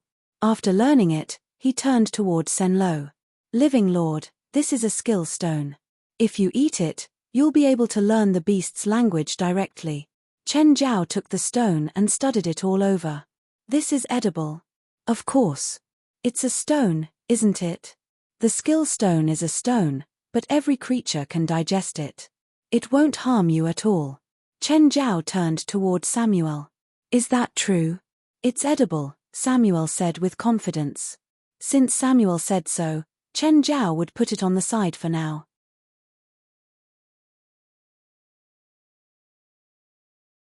Chapter 363, Alive and Well. Chapter 363, Alive and Well. Have you found his corpse? Rhea asked. Miss, no. He's probably eaten whole. It's impossible to find him, the bodyguard beside Rhea replied. He was also a witness for the accident a day ago. He saw the entire tragedy. The killer whale was way too big. It only had to open its mouth slightly to swallow a person. Chen Zhao was bitten firmly by the killer whale and dragged for a few hundred meters, leaving a path of blood behind. Even if he was not swallowed, he would not have survived. Rhea did not have much hope either. After receiving her bodyguard's reply, she shook her head. Search for 6 more hours. If you still find nothing, ask all the ships to come back. Rhea sighed. How's Rena? She doesn't even dare to touch water now. She's probably shocked. After all, she had seen a living human being eaten by a killer whale right before her eyes. To the somewhat immature Rena, it was a horrifying sight. Because of this, Rhea really hoped that it was just a fake show arranged by Chen Zhao. She already regretted her plan. She originally wanted Chen Zhao to fake a show, so that Rena could forget about what had happened 2 days ago. Nobody expected Chen Zhao to jump into a killer whale. Although killer whales would not usually assault humans, it could happen. The killer whale was truly enormous, a real giant in the sea. Therefore, Rena was now hydrophobic. She did not even dare to go near a swimming pool, not to mention the sea. Human, give me your spatial ring. Let me expand it. Chen Zhao passed the spatial ring to Samuel. The ring just floated before him. Just then, Samuel's single horn fired a beam of black light. A black lightning bolt appeared and zapped around, as if it was going to tear space apart, before disappearing. Chen Zhao could not understand Samuel's spell, but it surely looked advanced. Many magical inscriptions appeared, interconnected, around the ring. It looked like those special effects in movies. Nonetheless, there was no screen at the moment. Everything was happening right before Chen Zhao. After a while, all the magical inscriptions landed on the ring and many imprints emerged. Done, Samuel said, as if he had just done something insignificant. The spatial ring landed on Chen Zhao's hand. He put the ring on, which felt somewhat different. But he could not tell how it was different. Amorn's still in your territory. Can you get him here? Let him lie there. When the time's up, his true form and projection will both return to where they should be. Oh, I need a hellbeast skeleton. I think you have a lot. Why do you need a skeleton? Decoration. 24 hours passed very quickly. Chen Zhao returned to the human world again. He was still in the sea, with Samuel's projection atop his head. Chen Zhao could feel that Amorn was back as well, but they were not in the same place. Amorn, where are you? Come and fetch me now. It's so far. I don't want to go there. Quickly. Chen Zhao was frustrated by his conversation with the lazy Amorn. Chen Zhao was presumably very far away from the shore and could not possibly swim back. Suddenly, a yacht appeared in the distance. A plan suddenly flashed across Chen Zhao's mind and he shouted, "Help! Help! Miss, someone's calling for help in the sea." Stunned, Rhea asked, "Here? A drowning person? I don't know. It's too far away." "Drive the yacht there," Rhea said. As the yacht went closer, Rhea finally saw the person in the sea. It was actually Chen Zhao. How was he still alive? It was impossible. "It's you." "Huh. Miss Rhea, what a coincidence." Rhea stared at the floating Chen Zhao. He did not look like he had just spent an entire day in the sea at all. Can you pull me onto your yacht?" Rhea squinted and looked at Chen Zhao. "Tell me how you escaped from the killer whale first." Rhea could smell something fishy. Even if Chen Zhao had really survived the killer whale's attack, he should be gravely injured and would not possibly have survived for 24 hours in the sea. Also, had he been carrying the little cat on his head all this while? "Let me up first, and I'll tell you." "Tell me first, and I'll let you up." Chen Zhao sighed. The woman was really troublesome. "Forget it, I don't need you to save me anymore. Just leave." Rhea trembled in anger. This bastard's so irritating. I'm saving his life, and this is how he treats me. As if I'm begging to save him. "Drive the yacht away," Rhea said. "Miss, are we really going to leave him here?" "He won't die," Rhea said. "Shit, that woman really sailed the yacht away. Amorn, why ain't you here yet?" Sigh. "It would be great if I died in that forest in hell. I'm so tired. Why couldn't I just die? When I get back to the shore, I'll send you to God right away." Chen Zhao shouted in annoyance. Miss, the sonar just detected a very large thing. What? No idea, but it's very fast. Submarine? From its movement and the ripples, it should be a whale. Killer whale? Rhea took her binoculars. In the distance, a 3 meters long black fin appeared on the surface. It was the killer whale yesterday. Rhea's expression changed. Quick, go back. Miss, the killer whale's too big, about the same size as our yacht. If it attacks us, we'll be in danger. Go back, Rhea insisted. Suddenly, however, Rhea saw Chen Zhao stand up on the sea. He held on to the killer whale's fin and made a hand signal at Rhea. Rhea finally got it. Chen Zhao and the killer whale were on the same team. Follow the killer whale, and that person. Miss, the killer whale's way too fast. Rhea watched as Chen Zhao moved further and further away, eventually disappearing out of her sight. She could not help but grit her teeth firmly. It turned out that she and her sister had been deceived. It was Chen Zhao's plan all along. It had caused Rena to cry for an entire night and even develop psychological trauma. Return to the dock. Rhea would like to chase Chen Zhao, but the yacht did not have much power. There was no way she was going to catch up with Chen Zhao and Amorn. However, Chen Zhao was not going to the dock, but rather to Angel Beach.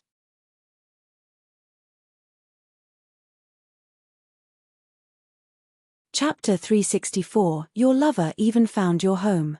Chapter 364, Your Lover Even Found Your Home. Chen Zhao didn't have Amorn show himself this time. Instead, Chen Zhao swam back from 1 kilometer away from land. However, a few hundred meters later, the coastal rescue team discovered him. Coincidentally, it was Fali who came to save him. When Fali saw that it was Chen Zhao, she was shocked. Chen, how come it's you? Where did you swim from? I rode Amorn around. He grew again, so I didn't have him get close to land. Fali didn't feel like helping Chen Zhao. With his fitness, this distance didn't pose any danger. Where's your car? I had Dell drive it away. Princess and the others are at his house too. When he got to land, Chen Zhao went straight to the office. He'd been busy the entire day and needed to rest. He waited for Fali to get off work so they could go home together. The women on the team were extremely warm toward Chen Zhao, bringing him water and such. This made the guys stare at him coldly. Ignoring the fact that he'd taken Fali, the prettiest woman there, he was flirting with the other women now too. This was too much. On the way back, Chen Zhao sat shotgun. Chen, did you bring a gift for Dad? Yes. What is it? A pot of flowers. Flowers? My dad doesn't like taking care of that. He doesn't have that kind of interest. Fali thought that Chen Zhao's gift was horrible. Chen Zhao chuckled. Don't worry. Your dad might not like it, but he definitely won't toss it. At least, your mom won't make him throw it away. Why? Chen Zhao whispered something in Fali's ears, making her furrow her brows. You troublemaker. If you think it's not a good gift, I'll throw it away. Fine, fine. You're so clever, okay? They drove to Dell's home. Dell had them stay for dinner. He also called over Risfar, Laura, and their 2 kids. Of course, their beloved Laffer came too. After dinner, Chen Zhao, Dell, and Risfar sat around to chat. Right, Dell, Chen Zhao said. Can you help me do something? Chen, what is it? Risfar asked. Maybe I can help. Please, Johnny. I already owe you enough. I can make you owe more, Risfar said, smiling. Actually, it's easier for Dell. There's a young man fresh out of college. He wants to become a professional boxer. I hope you can sign him. I believe he'll perform well. Sure, Dell answered easily. Give me his information. I'll send it later. When do you 2 have time? We can go hunting in the mountains, Risfar suggested. Fali and I are going to Sacramento in 3 days. We'll be there for a few days. Why are you going there? Her father's birthday. Then what about after you come back? I should be free. Okay, then it's decided. After Chen comes back, we'll go hunting. Are you sure we can hunt at this time? Chen Zhao wasn't really familiar with California's laws, But he seemed to remember that you needed a license. You could only hunt in the autumn too. It's no trouble. Just ask Del. Risvar glanced at him. Del shrugged. You just have to pay a fine beforehand to the forestry department and it's all good. How much is it? Chen Zhao asked curiously. $10,000. Basically, hunting had gradually become the game of the wealthy. No matter how American animal protection laws changed, it could only restrict the average man. To the wealthy, it only changed how much money they had to pay. That was it. After they got home, Chen Zhao didn't waste a second in pulling Fali to the sofa. Fali knew how Chen Zhao was. He would have sex every single day unless her period came. As soon as her period ended, Chen Zhao would come on even stronger. He hadn't touched her in 3 days now. As soon as they got home, his true nature showed. Chen, did you remember what I said when you went there? What did you say? I want the skeleton of a beast. Oh, yeah. Did you bring it back? Yeah. Where is it? You'll see it when we move into our new home, Chen Zhao said. I can't bring it out now. What is it like? Anticipation filled Fali's face. She really couldn't wait anymore. Chen Zhao looked around. Princess, move the sofa a bit. Princess pushed the sofa aside, opening up empty space in the living room. Chen Zhao got up. He pointed at the space. The next moment, a huge skull appeared in the living room. Merely the skull was 2 meters long. It obviously wasn't from a regular creature either. There was a pair of horns on it and 2 huge cuspids in the mouth. Wow, Fali's eyes shone. What creature's skull is this? She wasn't afraid. After all, she'd experienced some supernatural things before. It wasn't surprising to see a weird skull with Chen Zhao anymore. She'd seen living ones before. A dead one was nothing. How big is it in total? Around 10 meters long, Chen Zhao said.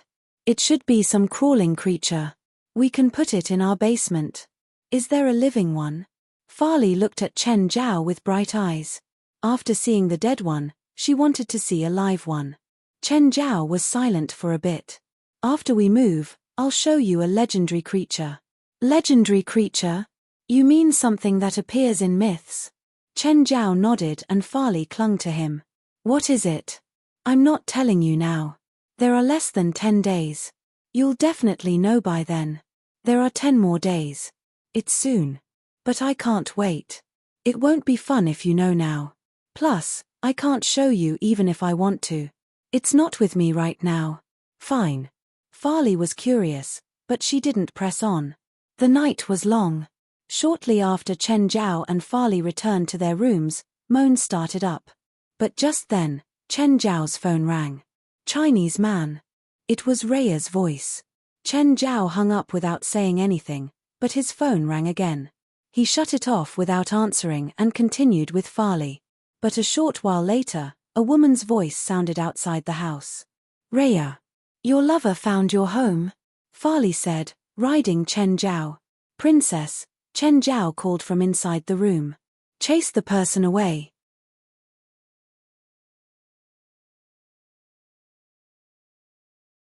Chapter 365 I'm not here to borrow money. Chapter 365 I'm not here to borrow money. Raw. When Princess appeared, horror was written all over Raya's pretty face. She sat on the ground and began to scream as loudly as she could. Having never seen such a terrifying creature before, she backed away with her buttocks rubbing against the ground. However, after she backed away for a meter, Princess stopped chasing her. Instead, Princess sat at the door and stared at her. Only then did Raya stand up. She still took a few steps back and watched Princess from a distance. Not a wild bear. No, a wild bear couldn't have entered this place. It was Beverly Hills, after all. It was impossible for such a dangerous beast to appear here without alarming the security. Is the bear his pet? Mr. Chen, come out. Can you hear me? Raya shouted at the villa. Fuck. Half-naked, Chen Zhao stood at the windows and cursed. Are you insane? Raya saw Fali, who only had her bra on, beside Chen Zhao and roughly knew what they had been doing. Come down. I need to speak to you. Give me half an hour. No, I want to speak to you now. You either leave now or wait for half an hour. Ask the bear to leave.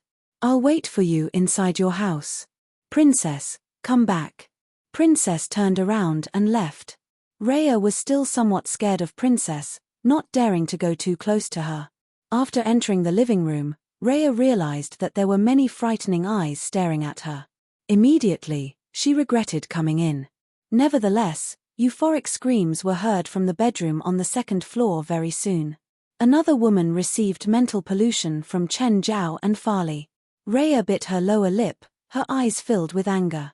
Half an hour later, the voices still did not stop. Rhea could not take it anymore. It was too torturing. No normal lady could tolerate it. Rhea only regretted not bringing a gun. If she did, she would definitely charge into the bedroom and kill the bitch couple. Mr. Chen, it's almost an hour. Rhea had to remind Chen Zhao. However, the screams in the bedroom became increasingly loud and hurried. Finally, in an eruption, the voices subsided. After a few more minutes, Chen Zhao walked out in a pair of loose shorts. Rhea glanced at Chen Zhao's strong and aesthetic body and swallowed some saliva uncontrollably, after which she quickly lowered her head. She could feel her cheeks growing hot and sweat seeping out from her forehead. She did not even know where to place her hands. Indeed, she looked very panicked before Chen Zhao. Miss Rhea, please sit. Why are you standing? Rhea tried to calm down. Mr. Chen, I need your help. Look at my family of pets. My life's already tough enough. If you're here to borrow money, the door is over there. Please. Rhea was furious. Would I even borrow money from you? I'm not here to borrow money. Oh, why didn't you say earlier? Rhea realized that she would always become very impatient in front of Chen Zhao. Because you were dragged away by the killer whale 2 days ago, my sister has hydrophobia now. Wait. If you're here to question me, I don't accept it. You asked me to make it realistic, and I did. Wasn't that realistic? And then you tell me your sister has hydrophobia. What's this? I'm not here to blame you. Rhea was even more impatient. Can you let me finish first? Fine, go on. I want you to appear before Rena, Rhea said. Isn't that simple? Bring your sister to me, no? The thing is, Rena isn't even willing to leave the house now. She closes herself in a small black house every day. With her temper, she'll only be a pest to the world if she comes out. I feel that keeping her in the small black house isn't that bad after all. Chen Zhao did not care about Rena at all, by whom he was truly disgusted. Rena isn't as bad as you think. She's just a kid. Stop whitewashing your sister. Don't forget what she did to me. Also, is your definition of kid a bit too broad? Just tell me what you want so that you can go and see Rena. It's late. Goodbye. Rhea slapped a check onto the table. Chen Zhao looked at it and sat back onto the sofa. I'm busy tomorrow morning, so afternoon. Time, venue. Oh, you're not trying to deceive me and kill me, are you? I want you to go tonight. Rhea sounded firm. Do you know what time it is now? Not even 10. Are you sure that if I go now, she won't think I'm an evil spirit looking for revenge? Rhea still compromised in the end. Tomorrow afternoon. I'll send someone to fetch you. In the morning, Fali went to work. Chen Zhao slowly got out of bed. Blackie, I got you a very large castle when I visited Hell. You don't have to build it yourself anymore. How big is it? About 5 or 6 times bigger than your last one, and 3 to 4 times taller, Chen Zhao said. What? I think the space crevice isn't large enough. Then how? I need to expand the crevice. Lend me some demonic crystals. Chen generously gave Blackie some demonic crystals as he asked. By the way, apart from the castle, there's also about 1,000 underlings, and maybe a dozen wyverns. Can I place them in the crevice too? Sure. Anyway, you don't have to rush. Let's go to the hospital first and heal your patient. Dr. Ants, are you the doctor checking my father today? Suma leaders walked into the ward and saw her father's doctor before the bed. Ants Ronan turned his head and looked at Suma. Miss Suma, is there another doctor apart from me? Don't we have a new neurosurgeon a few days ago? He's an Asian. Our hospital does not have an Asian doctor, not even an Asian staff, Ants Ronan said. Are you sure he said that he's a neurosurgeon? Yes, I am certain, Suma said with a serious tone. What did he do to Mr. Wait. Checkup. Anything else? He inserted very thin needles into my father's head. Ant's expression changed. You sure? Yes, doctor. Is he not a doctor in the hospital? Absolutely not. If there's a new neurosurgeon, I cannot possibly not know it. But, why would he pretend to be a doctor here? Was he wearing a doctor's white coat? No, he was in casual wear, but there was a female doctor beside him. She's from this hospital. I've seen her a few times before. It's the female doctor who told me that he's the new neurosurgeon here.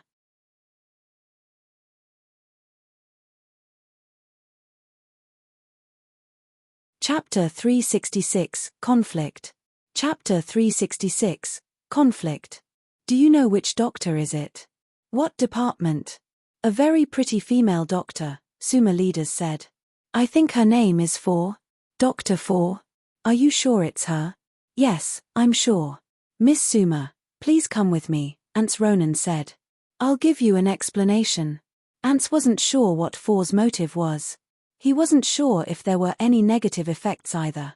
However, a doctor from another department was taking an outsider to do unpredictable tests and treatment on his patient.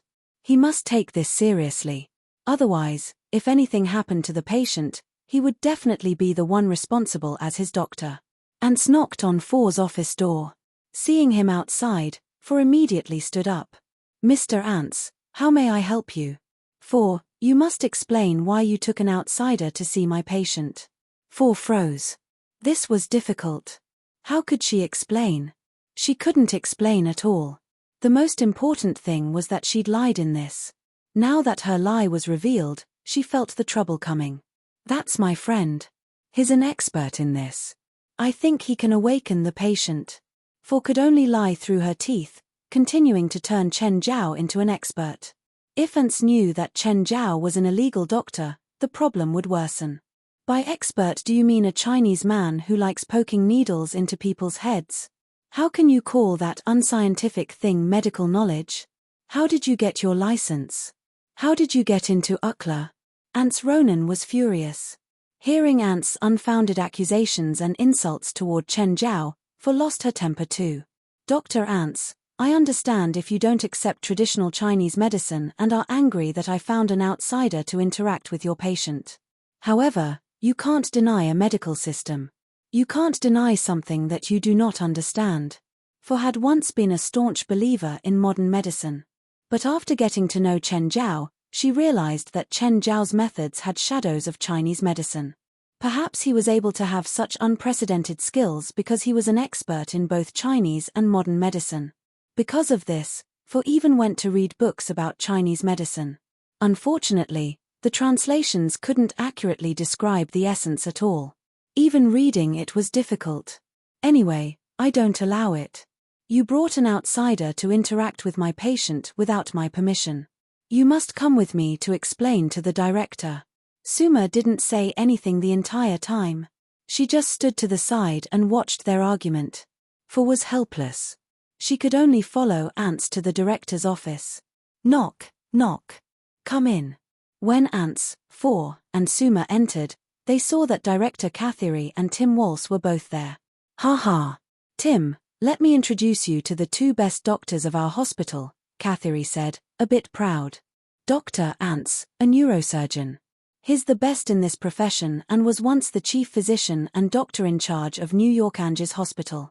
Then he pointed to Four Johnson. I know Dr. Four. I approve of her skills and professionalism. Tim Walsh nodded, continuing, Miss Four, I am the only shareholder of Chantilly Hospital now. I've already bought the entire hospital. Are you willing to become the chief physician of your department? I object. Taken aback, Cathy stared at Ants Ronan in shock. Ants was very talented, but he didn't understand how to act. Before coming to Chantilly Hospital, He'd been kicked out of New York Angie's hospital for offending their shareholder. Now, he was going up against Tim Walsh. This was practically suicide. Ants, what are you doing? Tim is the shareholder of Chantilly Hospital. He has the right to appoint anyone, including me, the director. Director, Mr. Walsh, for maybe a skilled doctor, but I do not approve of her professionalism. Ants was emotionless as he spoke. He didn't know to check for people's reactions and didn't notice Tim Walsh's change of expression. Catherine was nervous for Ants. Of course, as his favorite, Catherine still hoped to save Ants. Why do you suspect Miss Four's professionalism? She brought an outsider to secretly see my patient. He even used methods not proven by science to treat my patient. Catherine frowned. Four's actions truly were forbidden in the hospital. A doctor from another department getting involved in a doctor's treatment wasn't approved of. Bringing in an outsider to treat a patient was even illegal by law. Director, I suggest firing Dr. Four for now and investigating this, Ant said. I suspect that she and that man have done substantial harm to my patient. The man she brought used acupuncture on my patient. Thus, I seriously suspect that she and the man have harmful intentions. Catherine's expression grew troubled. Tim Walsh had just bought the hospital and this kind of situation happened under Catherine's watch. It felt like even he was in danger. Deep inside, he blamed Ants for saying this in front of Tim instead of in private. Wasn't this just to cause trouble for Catherine? But now that everything was revealed, he couldn't cover it up anymore. Miss Four, can you explain? There's nothing to explain. I admit my mistake, but I still insist on my view. Chinese medicine isn't without any benefits. We can't view it as witchcraft just because we don't understand it. Then I will fire you temporarily and make a final decision after we investigate this thoroughly. Wait, Tim interrupted. After hearing Chinese medicine and acupuncture, the first person he thought of was Chen Zhao. Miss Four, the man that Ants mentioned who performed acupuncture on the patient, is it Mr. Chen?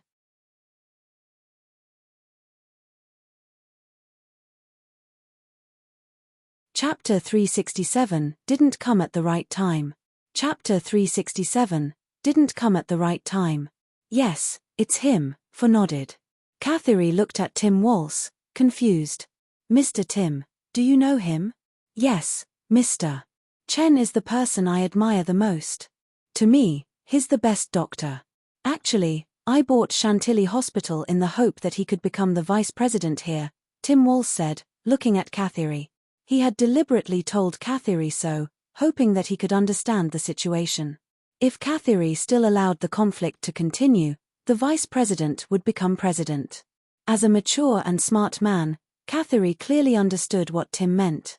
Mr. Tim, since you approve of him, he must be an outstanding doctor, which means Four wasn't wrong. But Four, the next time you make any decision, do talk to Ants first lest there is another unnecessary misunderstanding. Catherine was already planning to end the conflict, but Ants Ronan clearly did not get his intent. Then what's Mr. Chen's specialty? Where has he worked at? Does he have any contributions? Has he published any papers? He's a TCM professor at UCLA, Four answered. It was Chen Zhao's only appropriate identity.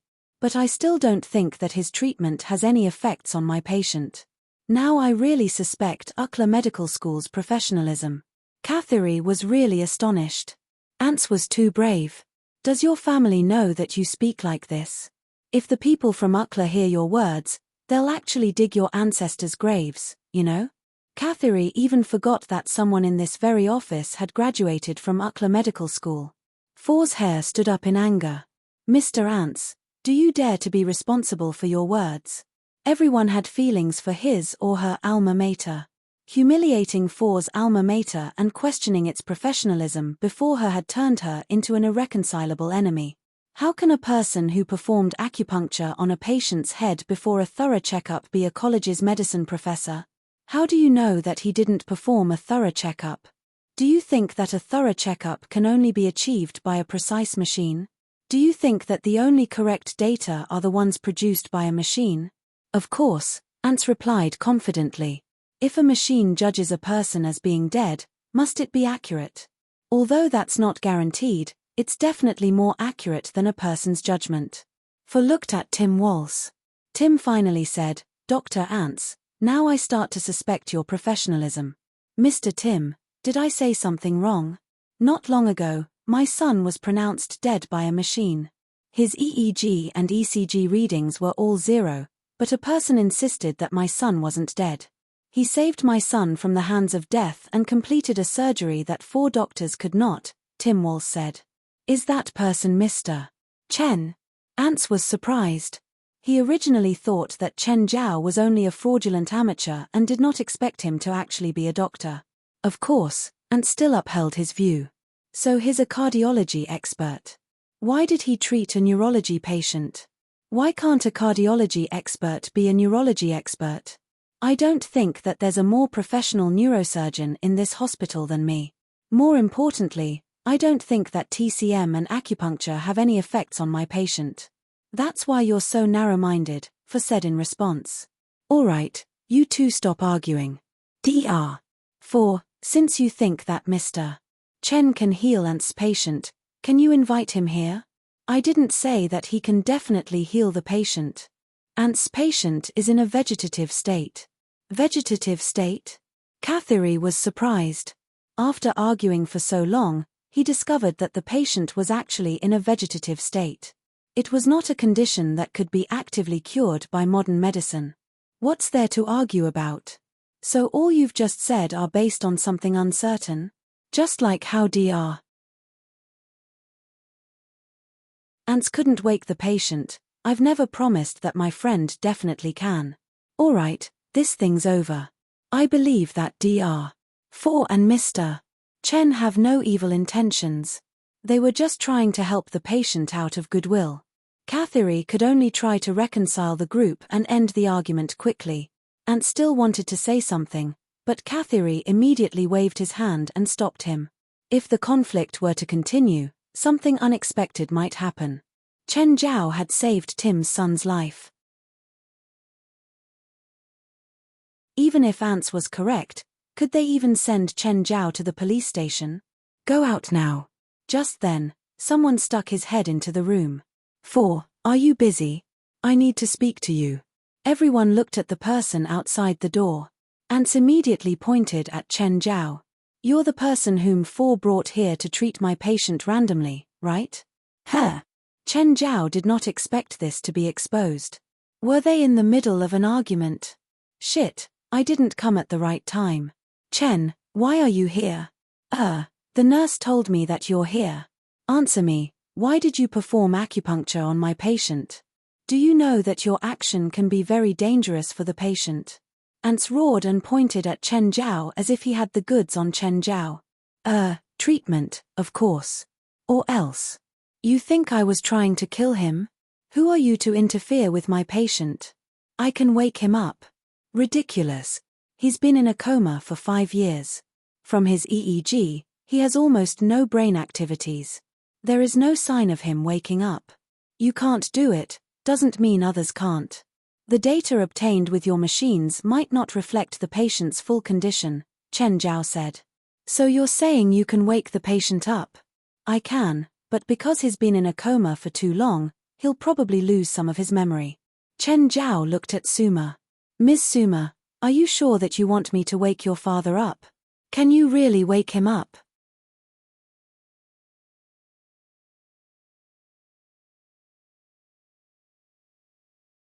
Chapter 368, Awaken? Chapter 368, Awaken? Yes. Chen Zhao nodded. Bullshit. Ant scoffed. You know nothing about the patient's condition. For was worried too. Chen, do you really have a solution? Don't force yourself.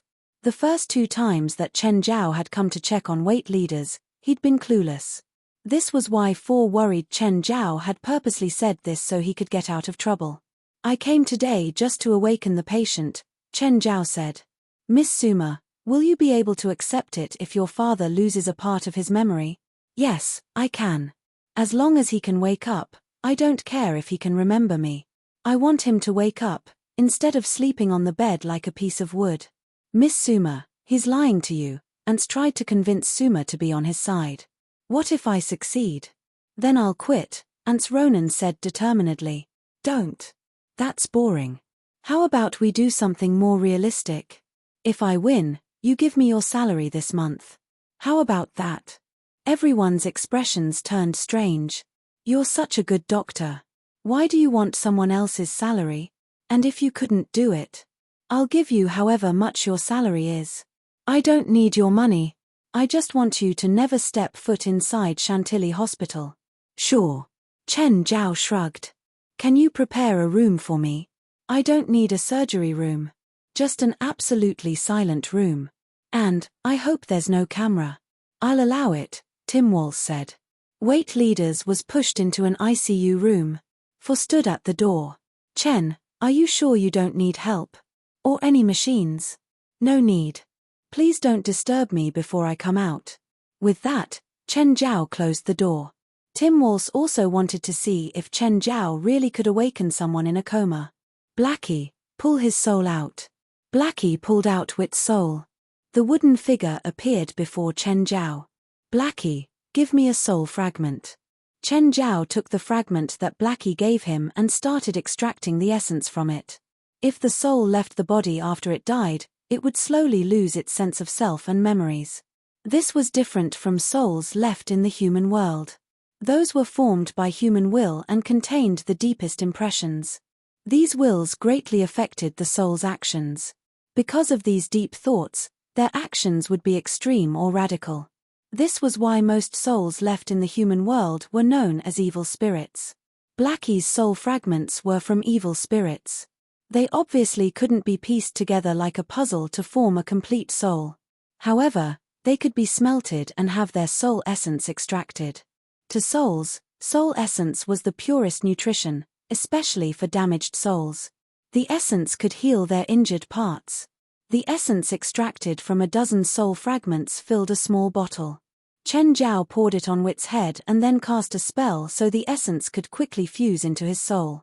Nourished by the soul essence, Wit's soul suddenly reacted. It was like enjoying something it was addicted to. It's still not fully mended, Blackie said. There are some cracks in his soul. Only one bottle couldn't fully heal Wit's soul. Chen Zhao created another bottle and repeated his actions. Wit's soul suddenly woke up in shock. It looked around. Where am I? Okay, I'll put it back into his body. Blackie grabbed Wit's soul and stuffed it into the body. Ah. Suma broke through the door and rushed in at once. Dad. She looked excitedly at her father on the ground. Who are you? Wait asked, confused. Dad, it's me, Suma. No way. Suma is only 8 years old. Who exactly are you? Why are you here? Everyone stared at each other. He lost too many memories, Chen Zhao said. All memories after Miss Suma turned 8 are gone. He turned toward Wait and said, Sir, you were in a car accident 5 years ago, causing you to fall into a coma until today. You're awake now, but you lost a portion of your memories. You and Miss Suma can have a chat now. We'll go out. Ants was lost and in utter disbelief. This is impossible. How is this possible? No. Tim Walsh and Four were also shocked. Chen Zhao had actually woken up someone who was in a coma for 5 years. Waking up someone in a vegetative state wasn't unprecedented, but most of the time, they would be in a coma until death. Current science couldn't wake up someone whose brain had stopped running. Of course, a brain that didn't operate wasn't the same as being brain dead. These were two different concepts. The former meant that thoughts had stopped but there were still brain waves. Brain dead in medical terms meant actual death. It was an even more direct standard for determining death than the heart stopping. Catherine was in shock too. Mr. Chen's skills were too powerful. He could even wake up someone in a coma. He was practically the first in the world to purposely and actively wake up someone in a coma. Mr. Chen, I apologize for my words earlier, Ants said. I accept your apology, but our bet still holds, Chen Zhao clarified. Of course. Ants nodded seriously. Mr. Chen, I hope I can become your student. After witnessing your skills, I realize that I lack too much. I hope that I can. Stop. I don't have time and don't plan on taking students either. I'm too busy for my own stuff, let alone teach students. But aren't you a professor at UCLA? That's just a title, Chen Zhao said helplessly. I've only taught one class and that was as a substitute. And halfway through the class, one student's heart suddenly stopped. Oh, right, it's Mr. Wals's son, Hoffman. Please don't pressure me. Then can I stay by your side? You don't need to teach me. I just wish to see you treat your patients. No. Was this a joke? He was an illegal doctor. Was he going to let this man watch how he collected money?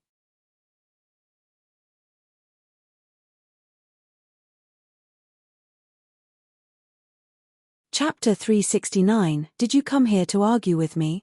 Chapter 369, Did you come here to argue with me? Oh, I also need to treat another patient in Chantilly. He's my student. President, sir, may I? Of course. No problem. Didn't you say that you don't accept students? Ant said in envy. He's my boxing student. By the way, I'm also a boxing coach. If you want to learn boxing, I can teach you. Everyone was speechless. Don't be like this, you're wasting your medical skill. God will punish you. Mr. Chen, can you teach Hoffman boxing too? Tim Walsh did not mind it. Actually, he hoped that Chen Zhao could coach his son. He would be relieved if Hoffman could stay with Chen Zhao. Boxing isn't appropriate for Hoffman. It's best for him to do an hour of aerobic exercise every day. Actually, let him swim. It's more comprehensive. Boxing is mostly anaerobic and isn't good for Hoffman. Okay, I got it. Tim Walsh fully trusted Chen Zhao's judgment now. Chen Zhao did not have to find Tiger surreptitiously this time. Tiger was very cooperative in the treatment. The hospital also turned a blind eye. Tiger's original doctor complained at the start. But very soon, he closed his mouth shut. Mr. Chen, where are you now? Rhea called Chen Zhao. Chantilly Hospital. Are you injured? I'm in a hospital. Why can't I be ill? No, why do I have to be ill? I'm a doctor. Must I be in a hospital to see a doctor? You're illegal. You can't possibly have a client in a hospital, right? Rhea said. All right, give me the address.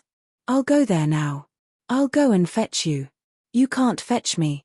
All my pets are here. You want to drive a truck here? The place Rena and I are staying at doesn't have an address. Then send someone here to show me the direction. Soon, Rhea appeared before Chen Zhao. She left her sports car in the hospital car park. Nevertheless, when she boarded Chen Zhao's RV, she was still astonished. You drive the RV around every day? The RV's big. Rhea turned her head and saw Princess, as well as her babies, lying on the floor and watching cartoons. Black Ma and White Ma were also running up and down. Rhea kept silent. Isn't it dangerous to live with so many animals? I'm a professional animal trainer. There's such a saying in China, those who drown are all good at swimming. Is it? Did you board my vehicle to argue with me? Rhea began to direct Chen Zhao. Indeed, she lived on a remote farm. When Rhea alighted from the van, a few shepherd dogs immediately dashed over and interacted with her intimately. However, when Princess alighted, their hair stood up in fright. When Black Ma and White Ma alighted, they even started to bark wildly. Just then, a quad bike drove toward them. A man with a cowboy hat and in cowboy attire alighted from the bike. Rhea, where did you find him? Is he from the circus? Jimmy, he's here to help Rena overcome her fear. You better respect him.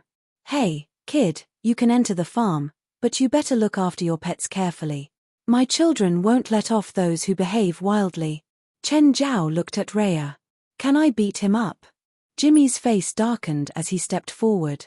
Rhea immediately extended her arm and stopped Jimmy. Jimmy, do you really think that you're the owner here? Rhea, can you not see my love for you? Jimmy said. Chen Zhao whistled. Rhea frowned and widened her eyes at him. Hurry up. Chen Zhao followed Rhea, while Jimmy was clearly displeased. Rhea, when did I offend him? Chen Zhao walked closer to Rhea and pretended to talk to her intimately.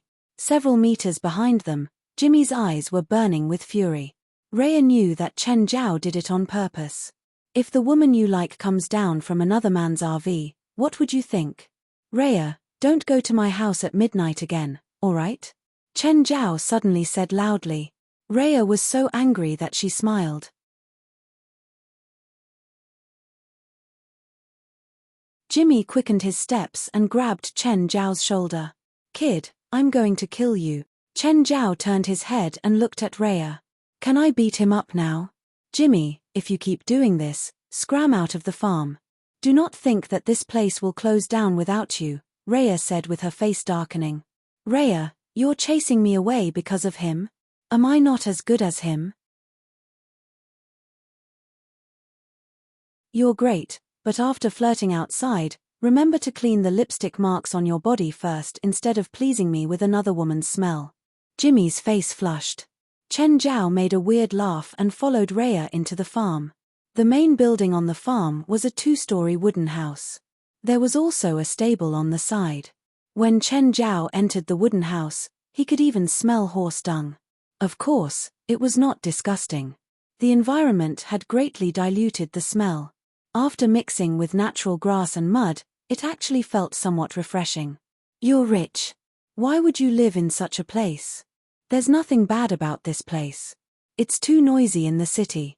Fine, rich people like you just have a different style. Chen Zhao shrugged. On the second floor, they stopped outside the outermost room and Rhea knocked on the door. Rena, open the door. Sis, leave me alone, Rena answered in the room. I want you to see a person. I don't want to see anyone. Don't disturb me. Bang. Chen Zhao kicked the door open directly. Rhea roared, what are you doing? Let's be direct. I don't like to waste everyone's time. Chen Zhao stood at the door and looked into the dark room. Ms. Rena, aren't you happy to see me?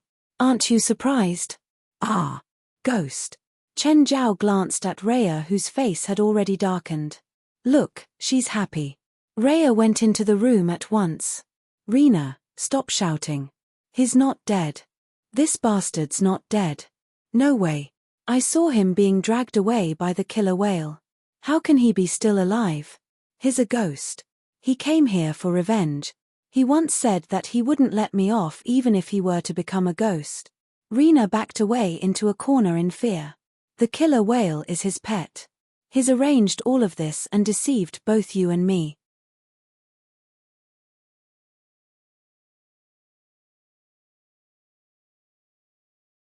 Chapter 370, Can I hit him? Chapter 370, Can I hit him? You're lying. How can someone keep a killer whale as a pet? And not in the aquarium but in the sea? Yeah, what kind of person would have a killer whale as a pet?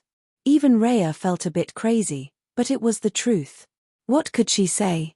Okay, I came to take revenge. What are you still standing here for? Run. What are you talking about? Rhea was even more furious.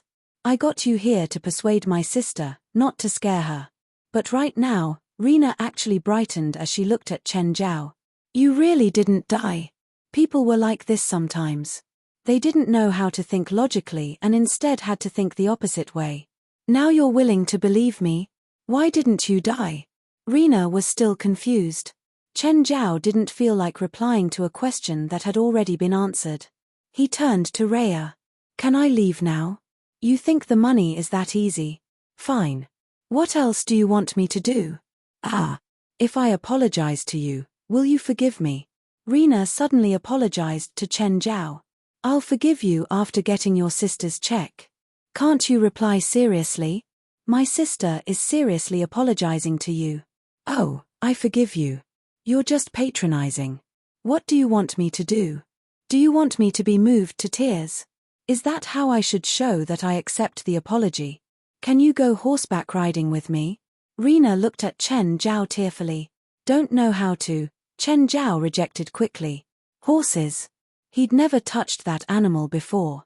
Plus, if he fell to the ground, the image he'd worked so hard on creating would be destroyed. Great, Rhea said. I finally found something you can't do. You're not allowed to refuse. Will you pay me more? Don't even think about it.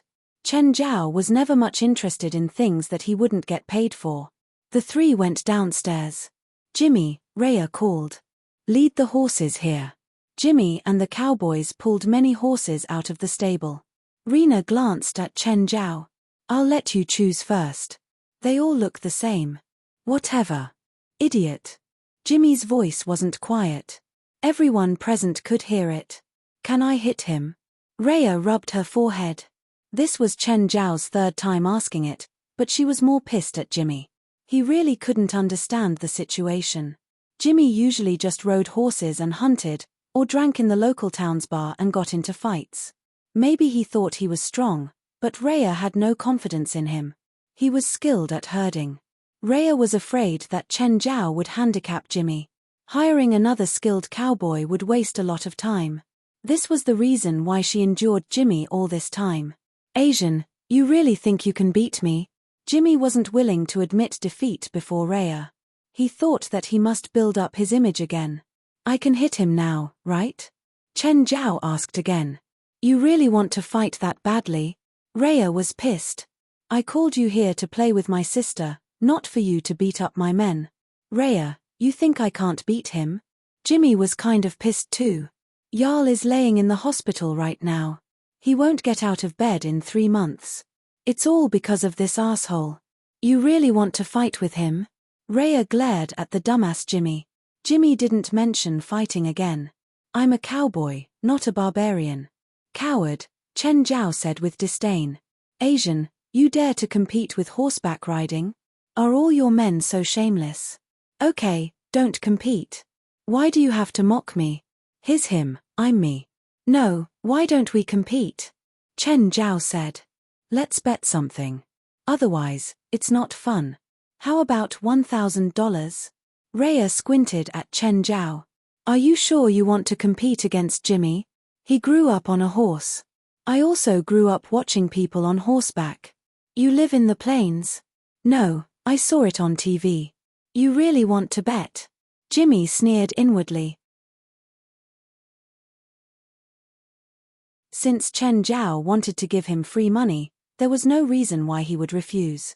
Of course. I accept your wager, Jimmy said. Choose a horse. Wait, how will we race? Go around the stable. Whoever does a lap first wins. Any problems? No problem. Chen Zhao nodded. Miss Rhea, which horse is the fastest? Black Cloud. Rhea pointed at a pure black horse. But it was a horse king. No one can ride it.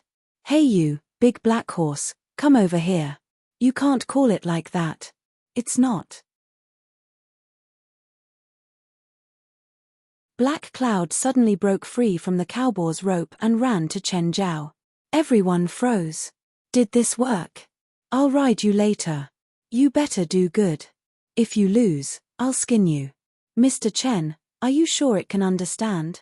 Rena stared at Chen Zhao, speechless. Threatening a horse. Could it even understand? Chen Zhao patted Black Cloud's neck and took its reins. Rhea brought over a saddle and personally helped Chen Zhao set it up. Did you choose yet? Chen Zhao asked Jimmy. I choose fire. Jimmy choose a red jujube-colored horse. If you dare take a step, Chen Zhao yelled at Jimmy's fire. I'll have that bear eat you. Rena, Rhea, Jimmy, and the cowboys were all speechless. Clown, Jimmy scoffed. Miss Rhea, I really want to hit him. What should I do? If you have the skills, then put it in the race, Rhea mocked. Only a barbarian thinks about fighting all day. Chen Zhao got onto Black Cloud, testing it. Rhea taught him on the spot. Lock your thighs, put your feet on the stirrups, hold the reins with both hands. On the other side, Jimmy was obviously much more experienced. He settled into the saddle easily. Go over to the starting line. Go to the starting line. Chen Zhao patted Black Cloud's neck. The black and red horses reached the starting line. Ready? Rhea asked. Wait, I have something to say, Chen Zhao called. What do you want to say? Chen Zhao turned to fire. I wasn't joking. Just try and take a step. That bear will definitely be waiting at the end. Chen Zhao, enough. Stop fooling around. Ready, go. Let's go. Chen Zhao patted the horse's neck and Black Cloud started galloping. Go, go, go.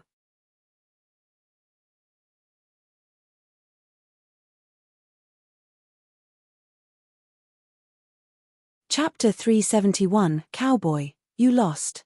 Chapter 371, Cowboy, you lost. On the other side, Jimmy also pulled the reins, but Fire would not move at all. Click, click. Jimmy began to panic.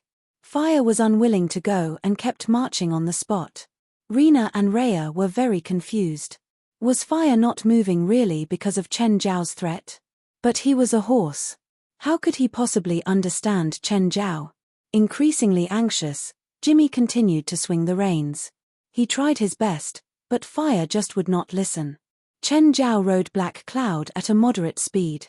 It was his first time riding a horse. He did not dare to ask Black Cloud to charge. If he fell onto the ground at a speed of a few dozen kilometers, he would be injured too. Nevertheless, even though Black Cloud was running slowly, they would still easily win. After all, Jimmy and Fire were still going around in circles at the starting line. The route was a few hundred meters long. Black Cloud took 2 minutes and slowly returned to his original spot. Cowboy, you lost. No, this doesn't count. You cheated. Jimmy shouted. He could not accept the fact that he had lost to an outsider. In his opinion, it was not his mistake at all. It was the damn horse being disobedient. Jimmy also did not know what was going on. When he rode Fire on other days, such a thing never happened. But today, Fire just would not listen to his commands. Can I beat him up now? Rhea glanced at Chen Zhao. She also found the outcome surprising. However, she could not see any problem, at least not on the surface. Chen Zhao did win. Jimmy, don't let me look down on you. Take the gamble and pay the loss. Jimmy trembled in anger and very unwillingly took out $1,000. His hands were shaking and he could feel his heart bleeding. His monthly salary was only $3,000. Nobody would be willing to lose $1,000 just like this. Let's have another round. Jimmy looked at Chen Zhao, unwilling to give up. No, it's too boring. You're obviously not a professional cowboy. It was clear that Chen Zhao would not agree. Jimmy felt like vomiting blood. Chen Zhao would not even give him a chance to take revenge. Is there nothing fun at your farm? Chen Zhao was disappointed. I'm leaving. Rhea hesitated for a while. Why don't you stay here for a bit longer? With his back facing Rhea, Chen Zhao waved his hand. Goodbye. Marjorie, I'm at the entrance. Come out and carry the things. Chen Zhao waited at the entrance for at least 20 minutes. Marjorie finally walked out of the forest. He had already stayed in the forest for more than half a month. His clothes were all black and dirty, and his face was also filled with a messy beard. Come into the van and clean yourself up. I'll carry the things to the cave, Chen Zhao said. Marjorie did not want to be over-polite, but when he boarded the van, he saw Princess's enormous body. Ah, bear. You've met each other before. She's the one that attacked us back then, but I adopted her and her family later. She's called Princess now. She won't bite me, right? No, don't worry. Princess, come and carry the stuff. Marjorie watched as Princess actually stood up and carried a huge bag on her paw. To be honest, Marjorie really envied Chen Zhao. Having lived in the cave for so long, he knew very well the taste of loneliness. If he could tame an animal into a pet just like Chen Zhao, it would make an excellent friend. After showering in the RV, Marjorie felt really refreshed. Chen Zhao had brought him many items, all of which he needed urgently. You had a fight with someone? Marjorie discovered the bruises on Chen Zhao's face. Had a conflict with a girl. She asked a few people to beat me up. Do you want? When Marjorie was in deep trouble, only Chen Zhao was willing to help him. When he was in his most dangerous moment, Chen Zhao even saved him unconditionally. Hence, he was willing to do anything for Chen Zhao. Stop, it's just a girl. Don't be so serious. Chen Zhao looked at Princess. Princess, bring briar and bramble away before they dirty Marjorie's new blanket. Chen, how did you tame her? I can't really teach you, Chen Zhao said with a bitter smile. Marjorie had only asked out of curiosity. Never mind. Bring me some game consoles next time.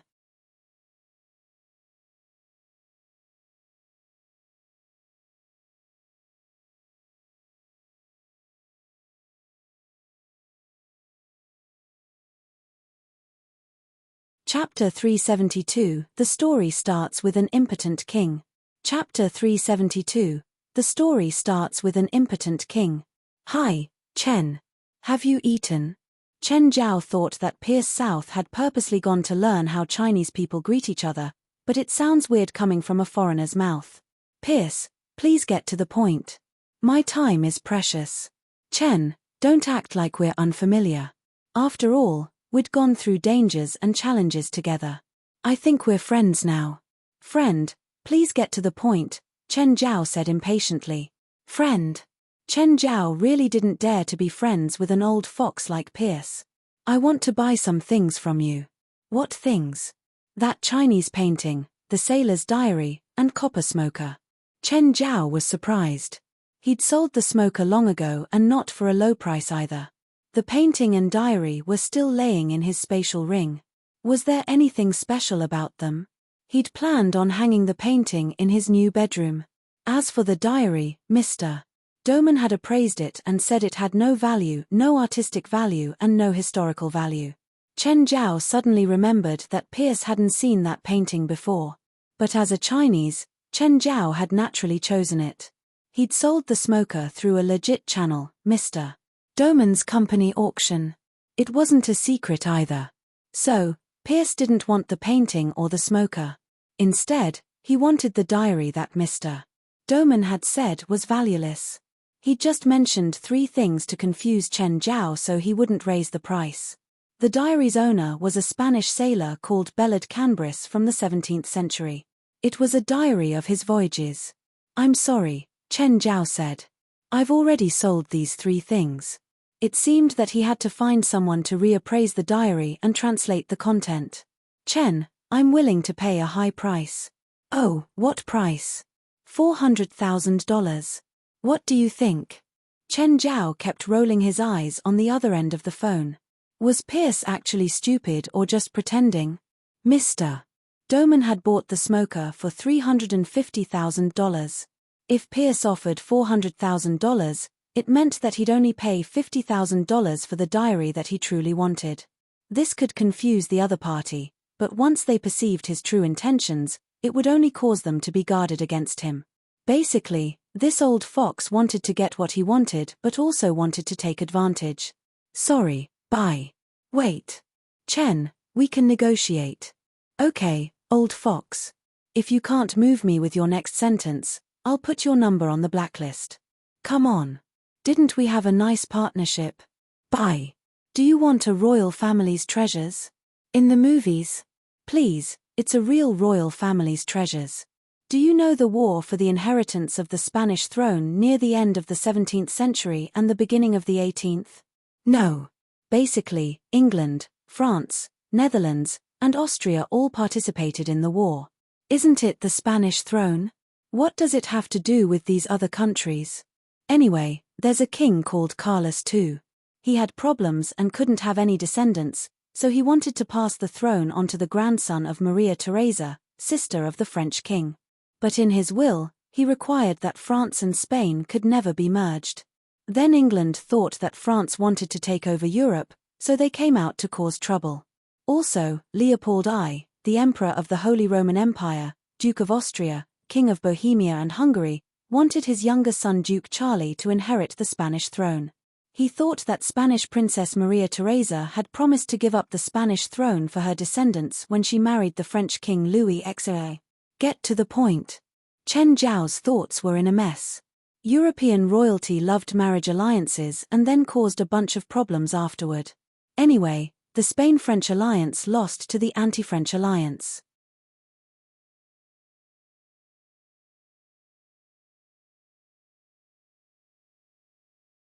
So you're saying that the diary doesn't have records about royal treasures but pirate treasures? Chen Zhao asked. After a pause, Pierce said, yes. Chen Zhao felt like Pierce was hiding something, so he asked, while fleeing for his life, did this bellad Canbris bring some memento to prove his identity? If a member of royalty was fleeing, they'd have to bring a royal item with them to prove their identity when needed. This made more sense. Plus, since Pierce had mentioned royal treasures, Chen Zhao refused to believe that it had nothing to do with royalty. Pierce finally spoke. As the grandson of King Louis XIII, Philip the Apostle arranged for his son to flee and gave him the King of the Sun Golden Chalice, bestowed upon him by Louis XIII. Chen Zhao knew that some Louis XIII from France called himself the King of the Sun. He'd been really cocky when he was in power. King of the Sun Golden Chalice? Chen Zhao touched his chin. So you're saying that the most valuable thing is the King of the Sun Golden Chalice? No. It's precious, but you can't sell it for money. Why? It's a magic tool. It was made from the blood of the top 100 strongest witches of that time. Anyone who drinks wine from the cup will receive a witch's entire magic power. This King of the Sun Golden Chalice can produce 100 strong magic warriors. Of course, if the warrior dies, his magic power returns to the cup. You want the King of the Sun Golden Chalice? Yes. Of course, we can share it. But this diary was burned. I appraised it once and the expert said that it's useless, so I didn't save it carefully. My house got set on fire. You must have heard about it, right? My diary was inside my house and was destroyed in the explosion. What? It's such a precious diary.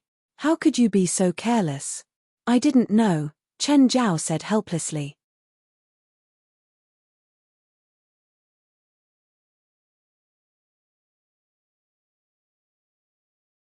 Chapter 373, Departure. Chapter 373, Departure. Do you remember its contents? Pierce South sounded rather desperate. What do you think? Is it really destroyed? Pierce South was still unwilling to give up, hoping that Chen Zhao was just lying. Even if the King of the Sun Golden Chalice really exists, I'm not interested. Actually, Chen Zhao was not uninterested, but he did not want to cooperate with Pierce South. In their last cooperation, Pierce did not do much and yet he benefited more. Chen Zhao was clearly unhappy about it. It was not how cooperation should work. In the end, Pierce South hung up, disinterested. The next day, Chen Zhao did not go out. Instead, he stayed at home and packed what he could. After all, he was going to move to a new house after returning from the journey. He planned to give his old home appliances to Sienna and the rest.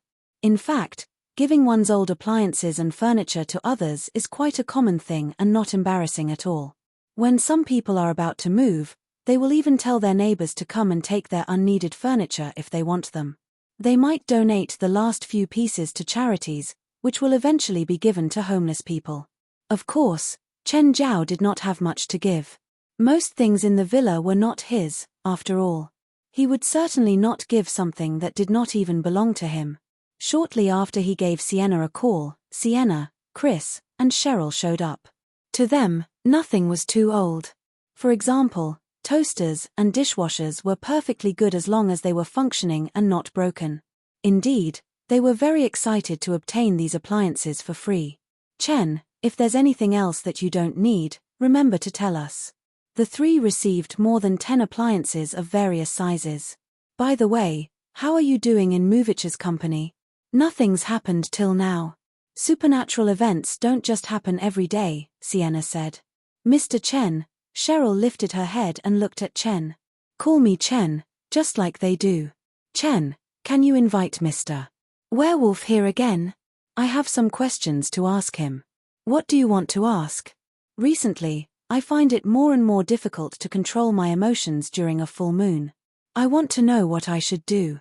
I can ask him for you, but it won't be easy to invite him here, Chen Zhao said. Sienna and Chris had also heard from Cheryl that Chen Zhao knew a real werewolf. They were actually not surprised by this. After all, in their eyes, Chen Zhao was a mystery. There was therefore nothing strange about him knowing a real werewolf. Just then, Fu arrived and saw Chen Zhao carrying things around. Sienna, Chris, and Cheryl bid goodbye and left in a car. Chen, are Fali and you moving? For had gone to Mirror Lake and seen their lakeside villa before. She was actually somewhat jealous that Fali could find such a boyfriend. Not yet, but when we return we should be able to move in. Why are you here? I've decided to go to Sacramento with you. If you're just here to inform me, you could have given me a call. I'm on annual leave, starting from today. I realized I have nowhere to go now, so here I am. Come in and take a seat. Chen Zhao poured for a glass of water. Just then, a few more people entered the house. It was Risfar, Laura, Vera, and Ronnie, as well as Laffer. When Risfar saw four, he was clearly stunned. When he was trying to ask Chen Zhao to treat his wife, he had investigated for. Johnny, Laura, why are you here? We heard that you're moving, so we came to say goodbye. Please, I'm not leaving America. I'll still be in LA. But it won't be as convenient for us to meet up. Uncle Chen, where are you going? Can we never see Princess again? Can we never see Black Ma and White Ma again? Of course not. You can go to my new house anytime.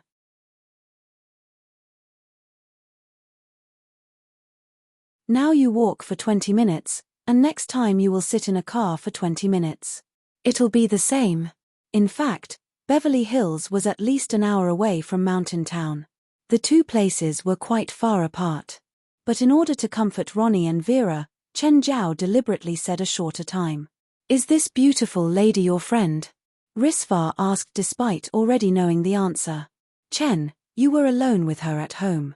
Aren't you scared that Fali will find out? Laura could tell that Four and Chen Zhao did not have a special relationship, but this did not prevent her from teasing Chen Zhao. This is Four, Fali's younger sister. Chen, I brought you a bottle of red wine. Let's eat grilled meat and drink this for lunch. I don't mind the combination, but I hope the wine's not over $10,000. I don't want to be that luxurious. Don't worry, it's only a few thousand. Do you really not have any red wine that's cheaper? I mean that is its market price. Is there a difference? Of course. I own the brand's winery, so I determine the price. Four and Laura chatted in the living room, while Chen Zhao and Risfar talked in the courtyard. Soon, Del and Faith also came. Risfar had called them here. It was like a farewell meal. In the afternoon, Fali also came back early to join the gathering. Four, stay here tonight, Fali suggested. I can stay, but you need to promise me you're not having sex tonight, or I'll kill both of you. All right, I promise, Fali vowed confidently. After all, they were planning to leave the next morning. It would be more convenient if Four could stay over. That night, Chen Zhao did not touch Fali, a very rare occurrence. He slept on the sofa in the living room instead. The next day, Chen Zhao, Fali, and Four, together with the pets, boarded the RV and departed. Four, can you drive for a while? I'll prepare breakfast. The RV had a complete kitchen. Four sat onto the driver's seat without any suspicion. In the end, just as the RV made its way out of the city, she heard moans from the back. Asshole, you lied to me. You've planned all this. Four cursed as she drove. If the two of you make any sound again, I'll drive the van into the sea. Shit, just be quiet. Four was already mad.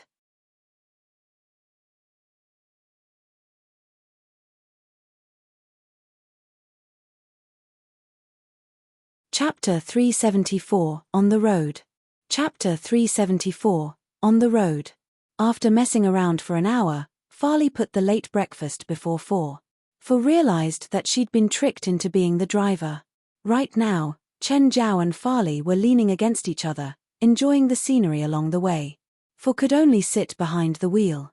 The only thing that comforted her was that a cute little kitty was accompanying her. Meow, meow, meow. Samuel stood on the dashboard and monologued to Four, Human, are you willing to become my follower? I just want to kill that annoying couple. Become my follower and all your wishes will come true. You're so much better. Only you're willing to accompany me. Do you want a bacon sandwich? Very good. I am satisfied with your offering. When I rule the world, you will become my right-hand woman. Just then, a police car in front of them gestured at the RV to stop. For could only park the car behind the police car.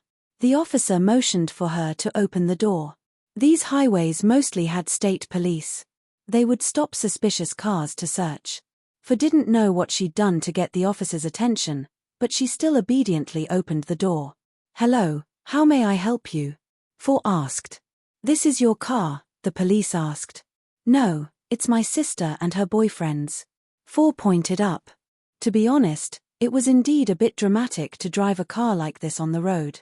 "I need to go up and check," the officer said. "Be my guest." Not even a few steps later, a bare head suddenly appeared. "Ah!" The officer fell to the ground, frantically trying to pull his gun out of his belt. "Officer, that is a pet. We have a pet license."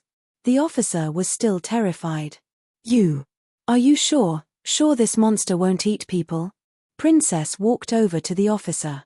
She grabbed an apple from the table and took 2 bites. She seemed to sense that the officer was afraid, so she took another apple and offered it to the officer. "Roar, roar, roar. What is it doing? It's asking if you want to eat it." Just then, Chen Zhao and Fali came down from the balcony. "For, what happened?" This officer got scared by Princess, For said. "No, I was just suddenly." The police glanced at Princess. "It's so big." "Officer, please sit." Chen Zhao sat on the sofa to the side. "Where are you all from?" "L.A. "Where are you going?" "Sacramento." "Why are you going to Sacramento?" "It's our dad's birthday," Fali answered. "We're going to celebrate his birthday. Can you all show me your IDs?" The 3 all took out their licenses. In America, people could usually use their driver's license as their IDs. The officer checked their licenses and returned them after confirming there were no problems. "The speed limit is 60 to 80 kilometers per hour here," the officer said. "You best not be lower than that. I won't give you a ticket this time, but please be careful about your speed. Also, there's been 4 armed car robberies in half a month on this road. You guys should careful. Thank you for your warning.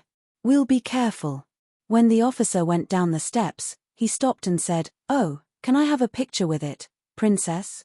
"Of course." After getting a picture, the officer left the car, satisfied. But the officer realized the RV didn't start driving. The 3 were instead arguing in the car. The officer tapped the window. "Are you all okay? Go drive," Chen Zhao said. "Don't block the road with the car."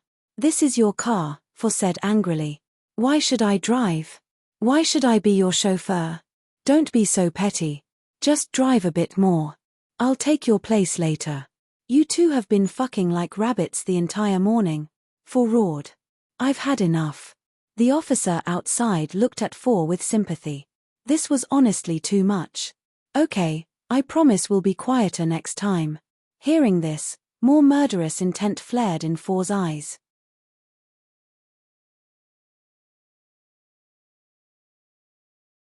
"Don't park here for too long," the officer reminded. "Otherwise, I'll write a ticket." For wouldn't compromise at all, so Chen Zhao and Fali's plan was ruined. In the end, Chen Zhao had to drive. Being a road trip driver truly wasn't fun. Thankfully, Fali sat beside him, chatting with Chen Zhao. On the other hand, For put on sunglasses, rubbed in sunblock, and enjoyed the afternoon sunlight under the parasol at the top of the car. Fali pointed at the GPS. "There should be a rest station up ahead. We can go there for a break." "Willis, where are you right now?" "I'm on Highway 5, around 120 kilometers from Trolley County. We've already checked the people injured from the 4 crimes.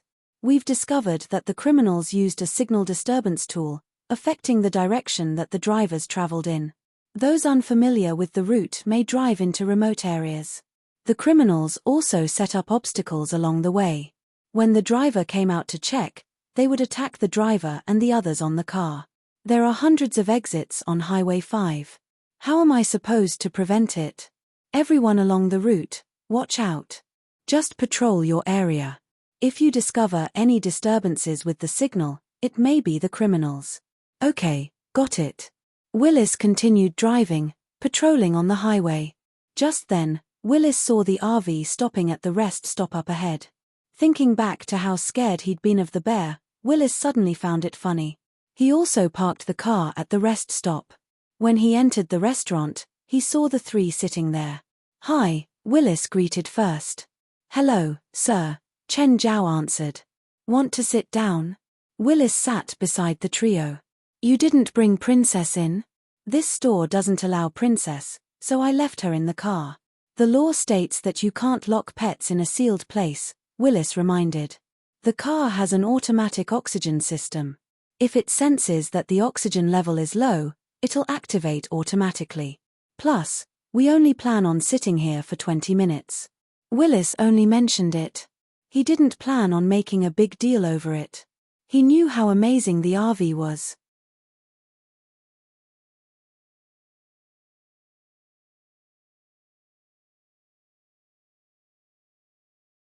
Chapter 375, The person who last said this to me is long dead. Chapter 375, The person who last said this to me is long dead. We should get going.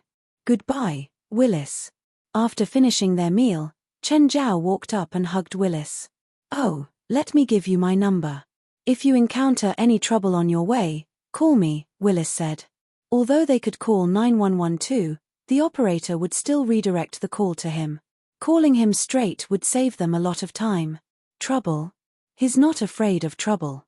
Fali glanced at Chen Zhao. She knew how strong Chen Zhao was. For example, just a few days ago, he had beaten a boxer up. For had told her about it. The boxer had beaten Chen Zhao's student up. Then Chen Zhao took revenge in the same way. Willis smiled and glanced at Chen Zhao.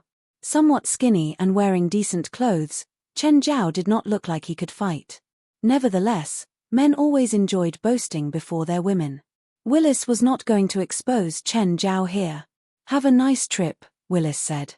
In the car park outside the rest area, there was an old Ford Mustang.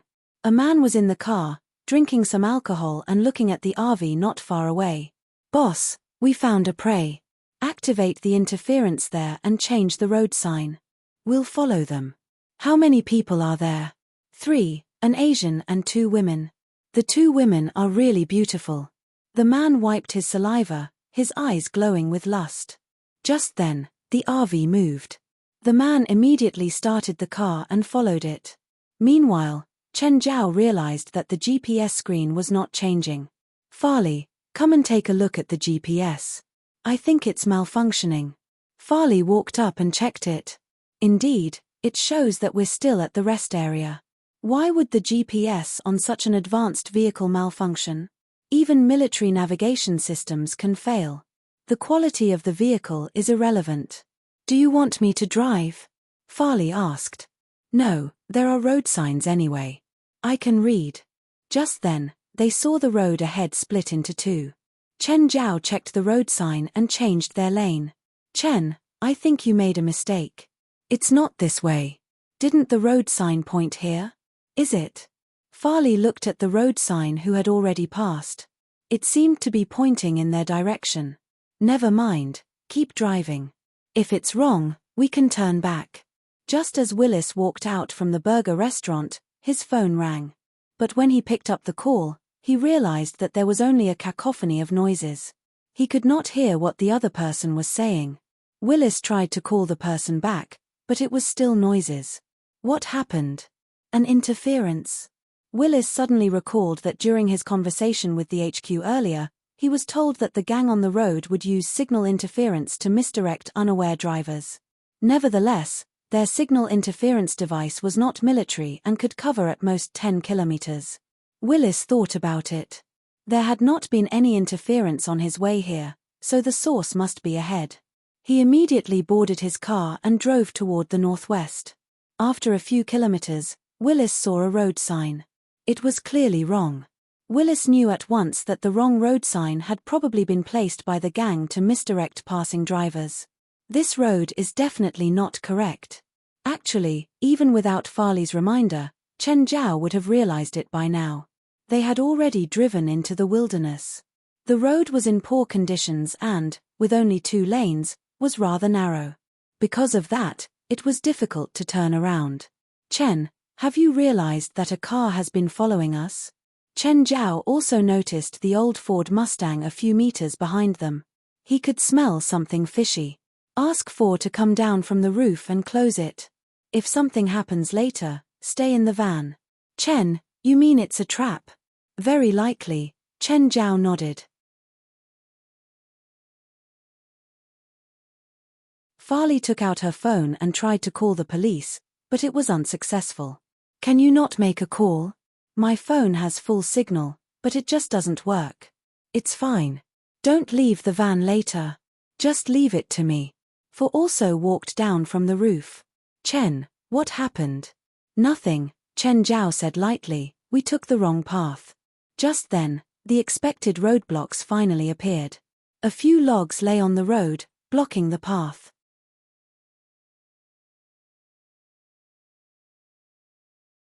The car behind also followed them closely and blocked their route of retreat. They could not even turn around. Suddenly, about a dozen people appeared from the mounds by the road. Their leader was a bald man. He had a big beard and was wearing a grey vest. Come out. Everyone on the van, come out now, the bearded bald man shouted. Chen, what do we do? For was horrified. Nothing, it's safe in the van. As long as we don't leave the van, they can't do anything to us. The RV and its glasses were all bulletproof. It was clearly impossible for them to threaten the people in the van with just the sticks they had.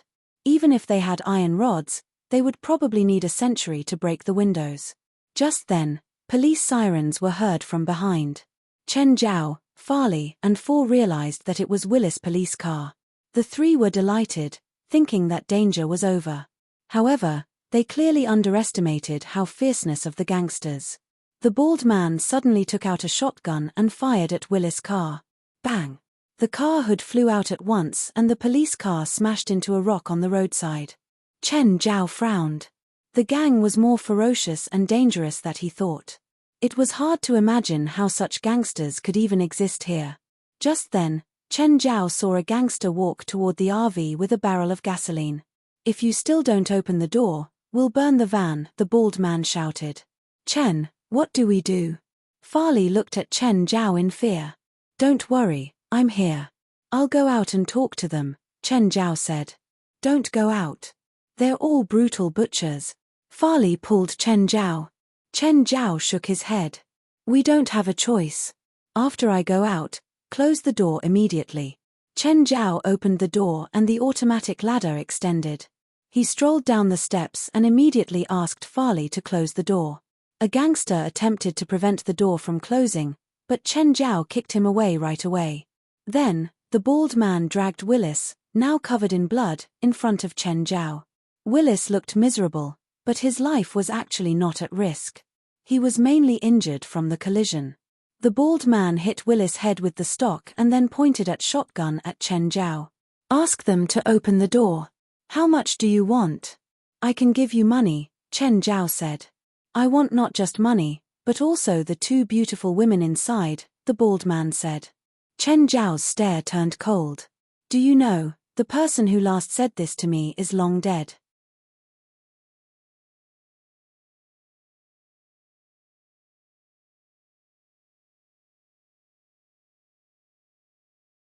Chapter 376, Kill a Few. Chapter 376, Kill a Few. The bearded bald guy immediately tried slamming the shotgun onto Chen Zhao, but Chen Zhao grabbed the barrel and twisted. Chen Zhao distorted the barrel directly. Before the bald guy could react, there was a boom. It had exploded. Chen Zhao took 2 steps back, but the bald guy's hands were covered in blood. Ah!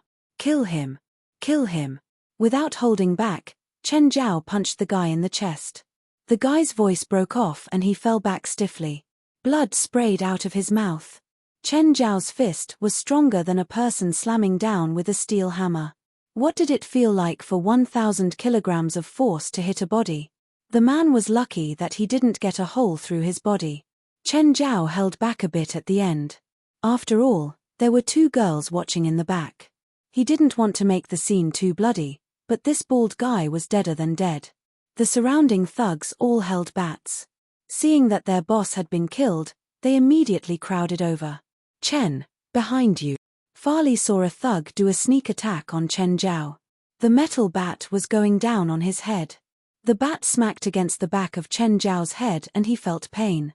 After all, he had a body of flesh. Even though he was far better than others in taking pain, it was still painful to get hit in the head with metal. Chen Zhao spun around and punched. He bent both the man and the bat in his hand. He turned toward the group of thugs and smiled menacingly. The thugs still hadn't recognized the severity of this problem. They thought that they still had power in numbers, so they charged at Chen Zhao without any hesitation. On the ground, Willis heard a bunch of noise, but he couldn't get up. He could only tilt his head and watch the thugs surround Chen Zhao and beat him up. Just then, a thug fell down before him. He was shocked. The thug's injuries were horrible. His entire arm was bent unnaturally. Another one came, and a third, fourth. Willis climbed up with difficulty. He realized that there were 7 or 8 thugs lying on the ground already. 3 of them had died. 2 of the dead ones didn't have clear fatal injuries. However, the bald guy's injury was very obvious. His chest had caved in. Another one was kicked meters away. He smashed onto the rock. It didn't look like he was dead, but his condition was bad. Right then, Willis finally understood what Fali had said at the hamburger joint. This guy was too scary. He'd killed and injured dozens of people while only getting a few minor injuries himself. At that moment, the RV's door opened again. Princess, White Ma, and Black Ma joined the fight. With Princess's weight, she could kill someone with a slap. Black Ma and White Ma stopped the people from escaping. They'd drag back whoever dared to run away, bringing them back to Princess to get a slap. Within 10 short minutes, all the thugs were on the ground. Willis estimated that at least 4 or 5 of them had died. Fali and 4 also came out. Fali was all right, but 4 was losing it. She didn't think that the usually smiley Chen Zhao would be so terrifying when he was angry. These thugs were either dead or handicapped for life. 4 helped check Willis' condition while Chen Zhao searched for the source of the signal disturbance. Then he called the cops. When the police arrived, they discovered that the scene was much bloodier than they'd imagined. Chen Zhao had acted in self-defense and had saved Willis, so they didn't make it hard for him. However, the 3 were still brought to the nearby police station for a record. The 3 all had legit jobs. Chen Zhao was a UCLA professor, 4 was a doctor, and Fali was a member of the coastal rescue team. These 3 careers were all respected by people. This helped reduce a lot of trouble, even though Chen Zhao was suspect of overreacting. The police wouldn't give Chen Zhao trouble for this.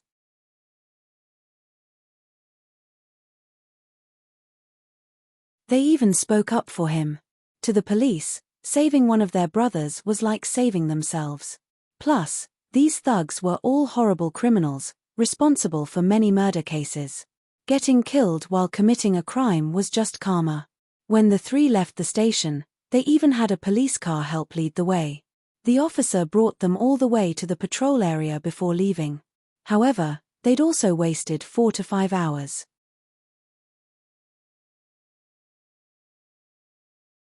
They'd planned on reaching Sacramento at 4 p.m., but they ended up leaving the police station at 3 and they were only halfway there. 4 had the biggest shock, but she was a doctor. She still had a strong heart. She'd seen many dead people before, including those with even crueler deaths. She quickly readjusted her mindset. However, she'd gotten a new understanding of Chen Zhao today. He seemed so harmless usually, but he was actually terrifying when angered. The 3 didn't reach Sacramento until about 9 p.m. Fali, when will you and 4 come? Mom and I finished cooking dinner, but you're still not here. Laurent called to hurry them again. Our car broke down along the way, Fali said. We were delayed for a few hours. She and 4 had agreed not to reveal what had happened today, so Laurent and Winnip wouldn't be worried. Laurent and Winnip lived in the suburbs of Sacramento. They had a small farm. The RV passed by a rye field and finally stopped before a white 2-story house. They're here. Get ready. Mr. Laurent, Howard's voice sounded in the darkness. Don't worry. Everything is set. That circus bear won't hurt Fali and Four, right? That bear had grown up in the circus. It was tamed long ago. Plus, the circus mister. Grom is here. He's the best beast trainer. Grom patted the brown bear beside him. The bear licked Grom's palm, seeming very docile. Don't worry, mister. Laurent. Prince will complete this mission beautifully. Remember your mission. Scare that bastard. It's best if you can make him piss his pants. Karim, is your camera ready? Ready, mister. Laurent. Kane, if Fali and Four enter first, pull them aside beforehand. Understood, Kane answered. But mister. Laurent, are you sure Chen won't kill us? Howard and Karim couldn't help but shudder. The memory was still fresh. Back then, Chen Zhao had been tricked by them and was locked in the freezer for hours. The next day, he tossed them into the sea for hours. To be honest, they weren't willing to help Laurent, but they couldn't refuse Laurent's wheedling and coaxing. In the end, they agreed with this plan. It was a given that they also felt resentment toward Chen Zhao.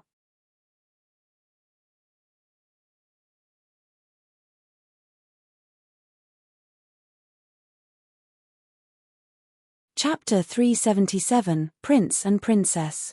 Chapter 377, Prince and Princess. Why is the house dark? Four asked in confusion as she looked outside the window. Are they not at home? They had just made a call when they arrived in Sacramento. Laurent and Winnip did not say anything about going out. Chen Zhao looked at the house. Do you want to bet that your dad has prepared a trap and is waiting for me to enter? Very likely, but isn't he afraid that the two of us will go in instead? Four asked. He must be thinking that if the house is dark, I won't let the two of you walk in front, Chen Zhao said. No way. I feel that Chen and Dad had a good time in Los Angeles. Fali might be the only optimistic person. She had always thought that the relationship between Laurent and Chen Zhao was excellent. After all, they had spent 2 days playing outside. Chen Zhao also seemed to respect her father a lot. Of course it's meant to be a joke. Chen Zhao shrugged. No matter how old men are, they always like to make fun of each other. It's how we express our friendliness. Fali asked, then what will you do? Don't tell me you're going to beat my dad up. Of course not. I'm a pacifist. Both Fali and Four rolled their eyes.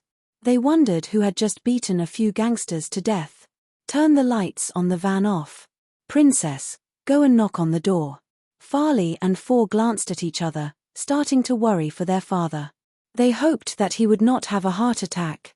Princess moved her giant body and approached the door. Knock, knock. Everyone in the house began to feel nervous.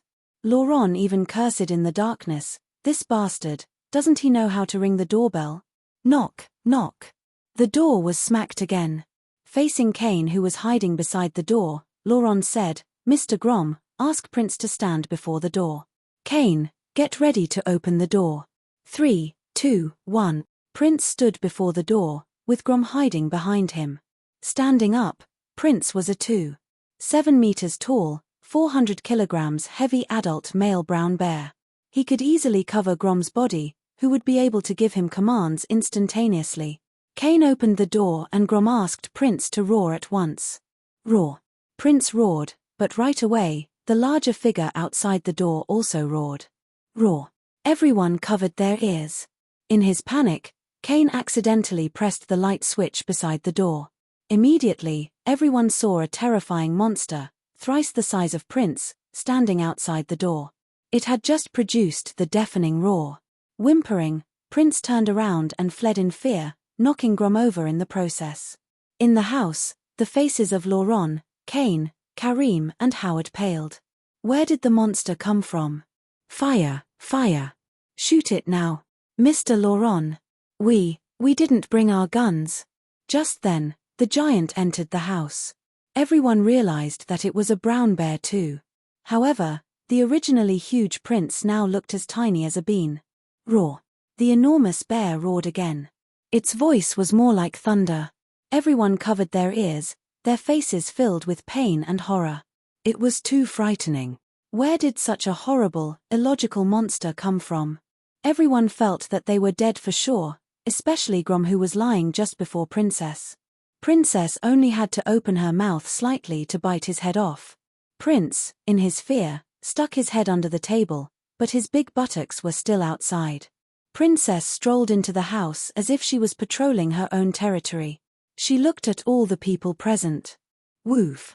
Just then, Blackmar and Whitemar ran in. Blackmar, Whitemar. Great, it's them. Come and save us. Laurent shouted in delight. Quickly chase this monster away. However, they ignored Laurent's call for help. Instead, they ran into the kitchen and took out a packet of dog food each with their mouths.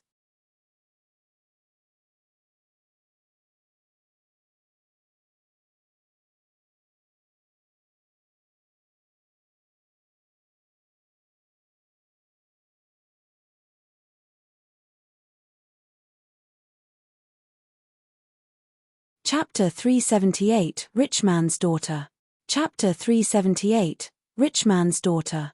After paying him $1,000, Grom finally left with the trembling prince. Chen Zhao brought Karim, Howard, and Kane to the field to talk about life. Four and Fali sat in the living room. When is Mom coming back? Fali asked. Speaking of Winnip's car was already parked outside. Four, Fali, you're here. Did Laurent do anything weird? Winnip clearly knew about Laurent's prank or had guessed his plans.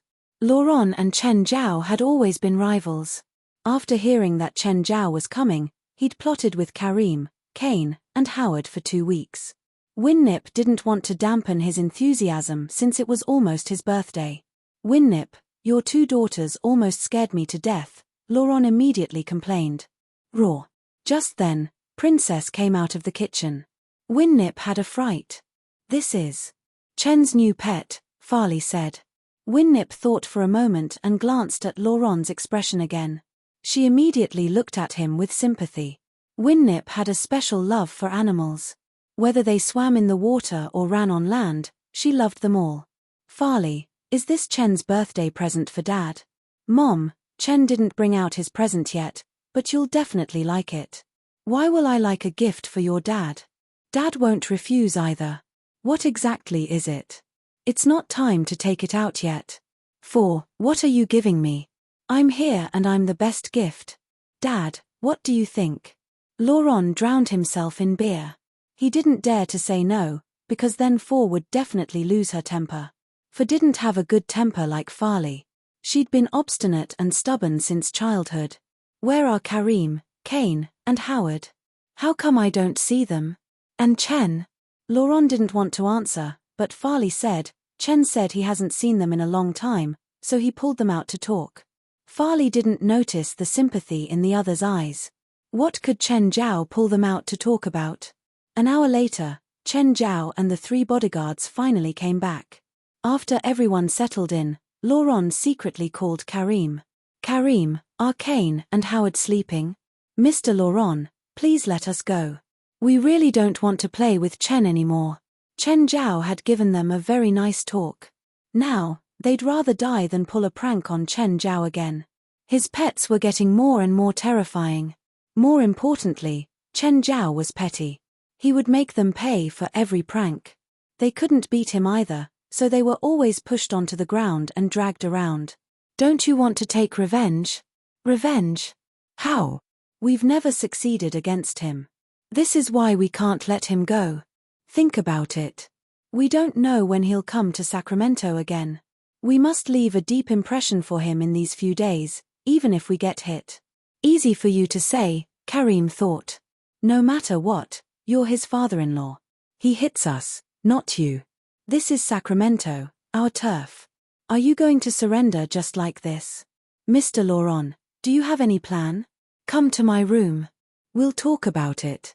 Isn't Boss in your room tonight? She's sleeping with Fali and 4 today. The 3 bodyguards snuck to Laurent's room. The 4 of them started discussing. In the morning, Chen Zhao stretched and got up to open the window. He was met with the sweet fragrance of the field. The environment was great here. The surrounding acres all belonged to Laurent and Winnip.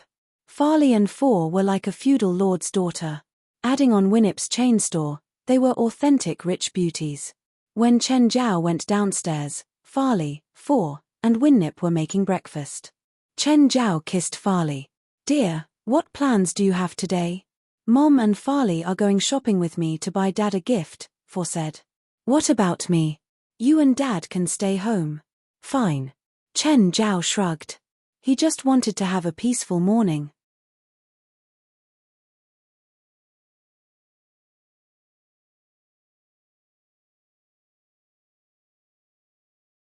"Don't be so boring. Get up. What about Princess and the others? Just leave them at home. Karim and Kane can take care of them." "Fine." Karim and Kane all let out relieved breaths. Not having to face Chen Zhao directly was the best news for them. "I want to stay home and take care of them too," Howard said, looking depressed. "There are so many pets. Karim and Kane might not be able to take care of them all." Laurent gave Howard a look. Finally, Howard agreed unwillingly. "Princess, Black Ma, White Ma, Obito's, if I don't come back in 4 hours, eat Karim and Kane." Karim and Kane were speechless. "I think Kane can take care of them by himself," Karim said immediately. "How about I go with you all?" "Laurent, where do you plan on taking me to? If it's another childish prank, I advise you to reconsider. Fali isn't here, so I won't go easy on you. You're my father-in-law when Fali is here. When she's not, you're just a sack of meat. Don't end up hurting yourself later. Chen, why don't you trust me?" Laurent looked at him, hurt. "Why should I trust you?" Chen Zhao rolled his eyes. They were all adults. Why should Chen Zhao trust him? They both knew how the other was thinking and they both disliked each other. "Okay, I'll tell you the truth. You must pass my test if you want to be with Fali. Even if you don't agree, I'll still be with Fali," Chen Zhao said nonchalantly. "You can't do anything about it. This wasn't some old-fashioned society where marriage had to follow the parents' wishes. I won't give my blessings even if you and Fali decide to get married. You might not care, but will Fali not care? Whatever, let me just kill you now," Chen Zhao said, annoyed.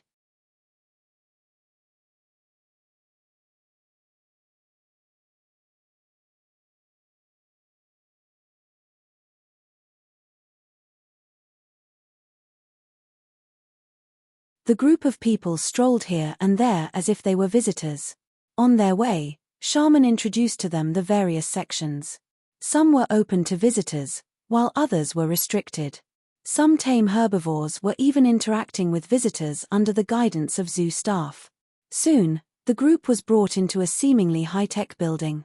The building was mostly white, surrounded by thick tempered glass walls. Zoo staff would occasionally be seen walking around.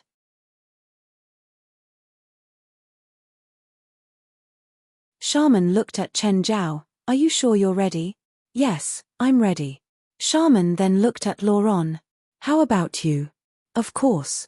I'm not the one going into the lion's cage," Laurent answered, unconcerned, as he glanced at Chen Zhao. Shaman pressed a button on the remote control he was holding.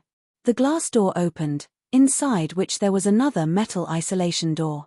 Beyond the metal door was an environment that simulated the African grassland.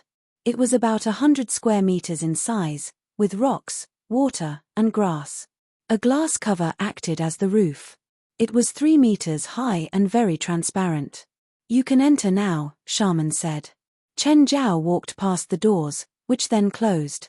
Nevertheless, he could still see Laurent and the rest through the floor-to-ceiling glass walls. Chen Zhao looked around and did not see any lion. "Where's the lion?" Chen Zhao asked Shaman, who was on the other side of the glass walls. Just then, at the far end of the field, 2 metal isolation doors rose. Chen Zhao saw more than 20 lions behind the 2 doors. One of them was an adult male, while the others were females and cubs. Finally, Laurent smiled, as if his plan had worked. "Open the doors." Chen Zhao knocked on the glass. His plan was to fight with 1 lion, not an entire lion family. "You can still admit defeat now," Laurent said with an evil smile. He had been waiting for this moment, the moment Chen Zhao admitted defeat. "Laurent, don't be so childish. Open the doors." "No way, unless you admit defeat. If I die here, how will you answer to Fali?" If you admit defeat, you won't die. Mr. Shaman, I believe you're rational. You won't do such a stupid thing, will you? Realizing that Laurent just would not give up, Chen Zhao turned to Shaman, hoping that he was logical. I watched Fali grow up. I don't want her to spend her life with a rogue. So you either break up with Fali now, or die inside. Shit, Laurent, how have you been describing me behind my back? Chen Zhao was furious. Shaman thought that he was a rogue.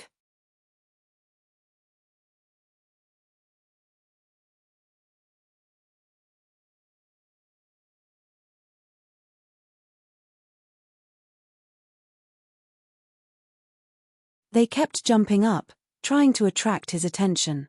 Mr. Laurent, what do we do now?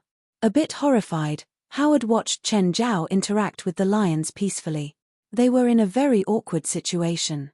If Chen Zhao died in the lion cage, they would definitely be responsible.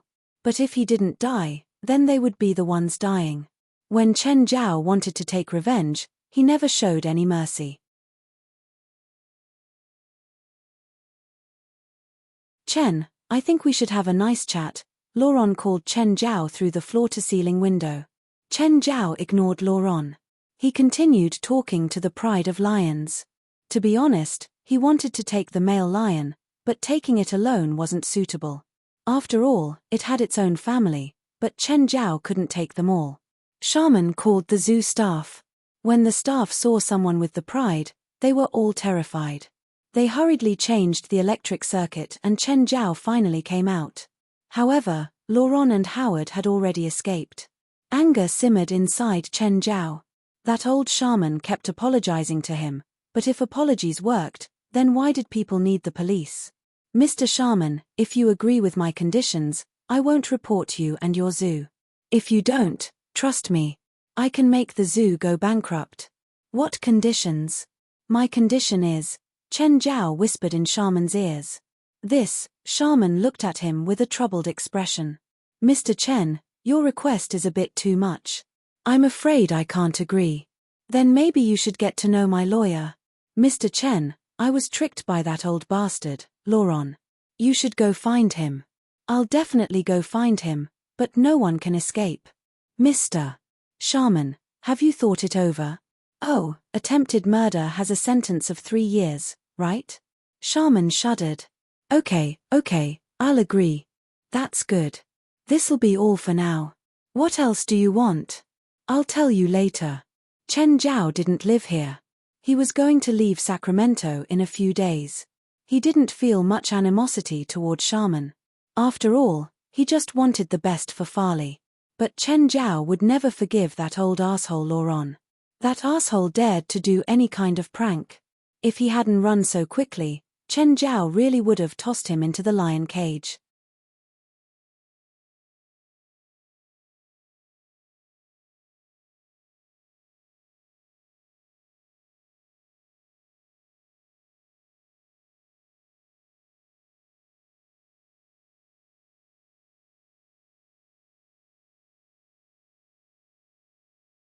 Me too.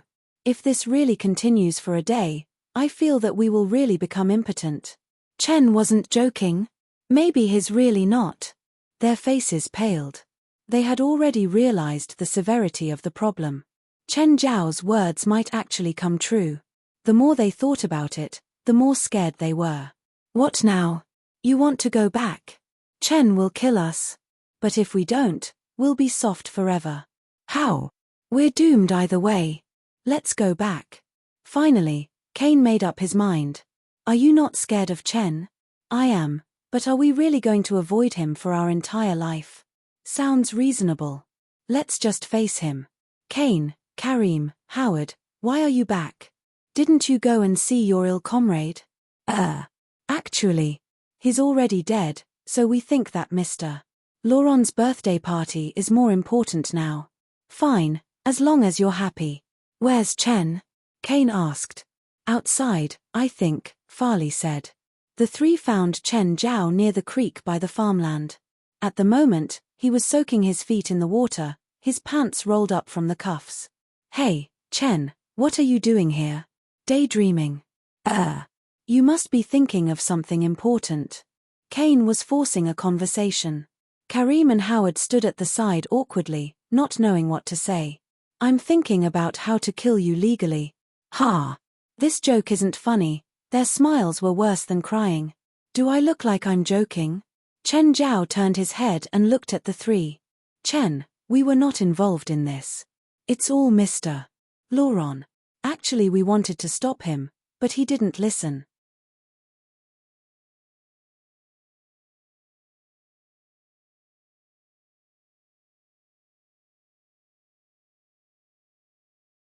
Chapter 382, Golden Key.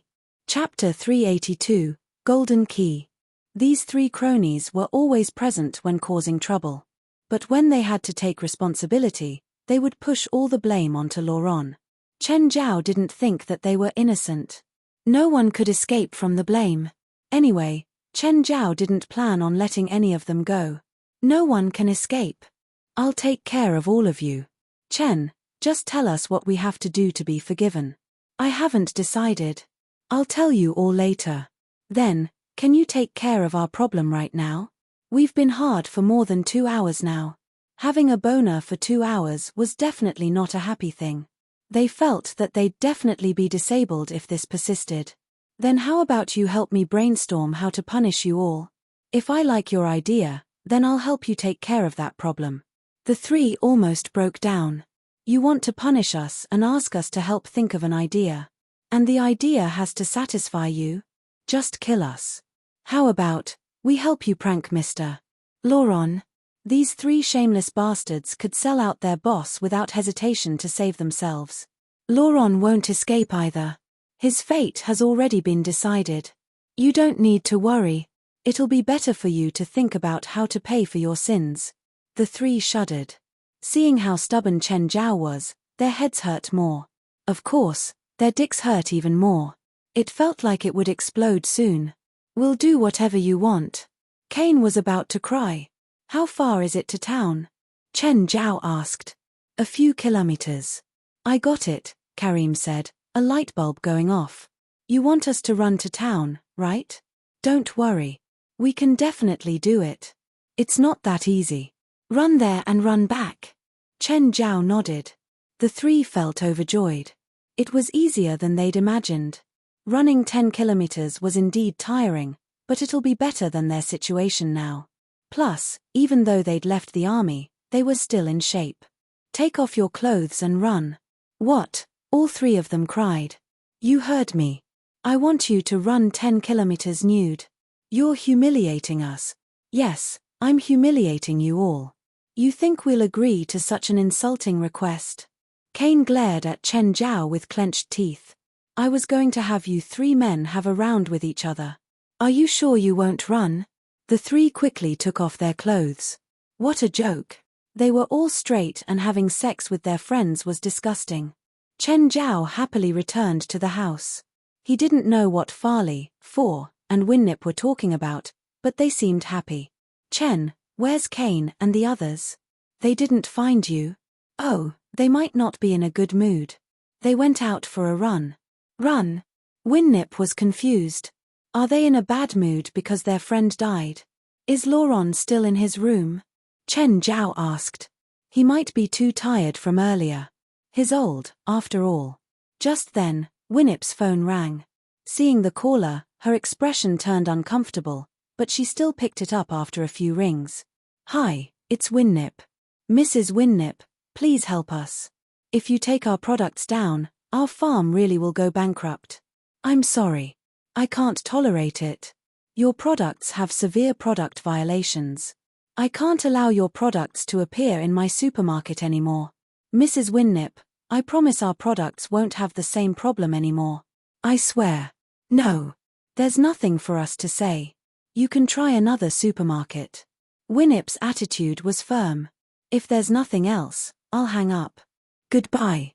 When Winnip hung up, Fali saw her expression. Mom, what's wrong? Your business made you upset. A rancher actually mixed meat of a cow that had died of sickness into the high-quality beef and was put on our shelves. My workers discovered it. There's no point in wasting time talking to people like that, Fali said. Just put him on the blacklist. Whatever.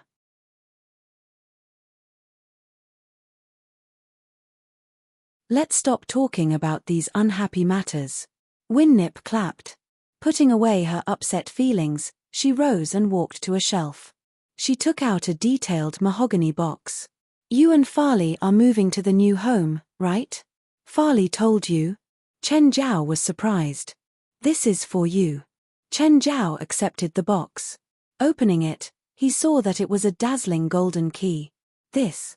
Winnip, what is this? It's for you.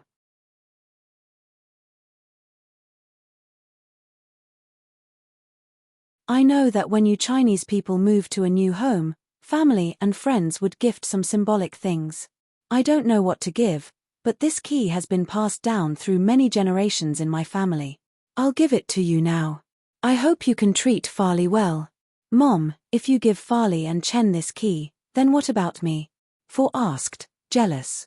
I'll give you my business when you marry your invisible boyfriend. How's that? I don't want that, for rejected quickly. I like my current job. Chen Zhao considered it. He didn't refuse the gift. The key was expensive, but to Chen Zhao and Winnip, it wasn't too bad. Plus, he really did like this.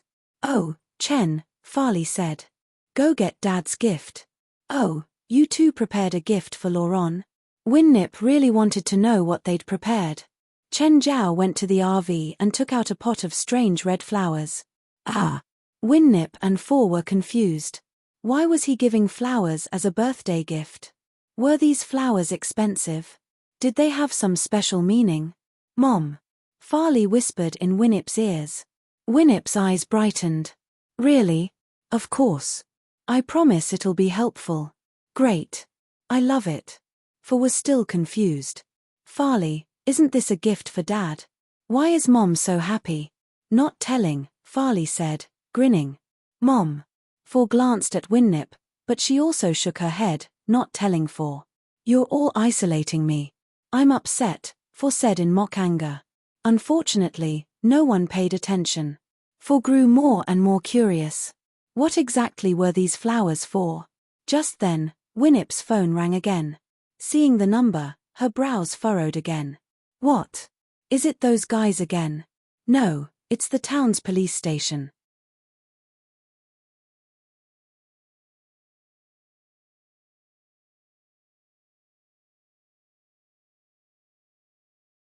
Chapter 383, Please come and bring these three perverts back.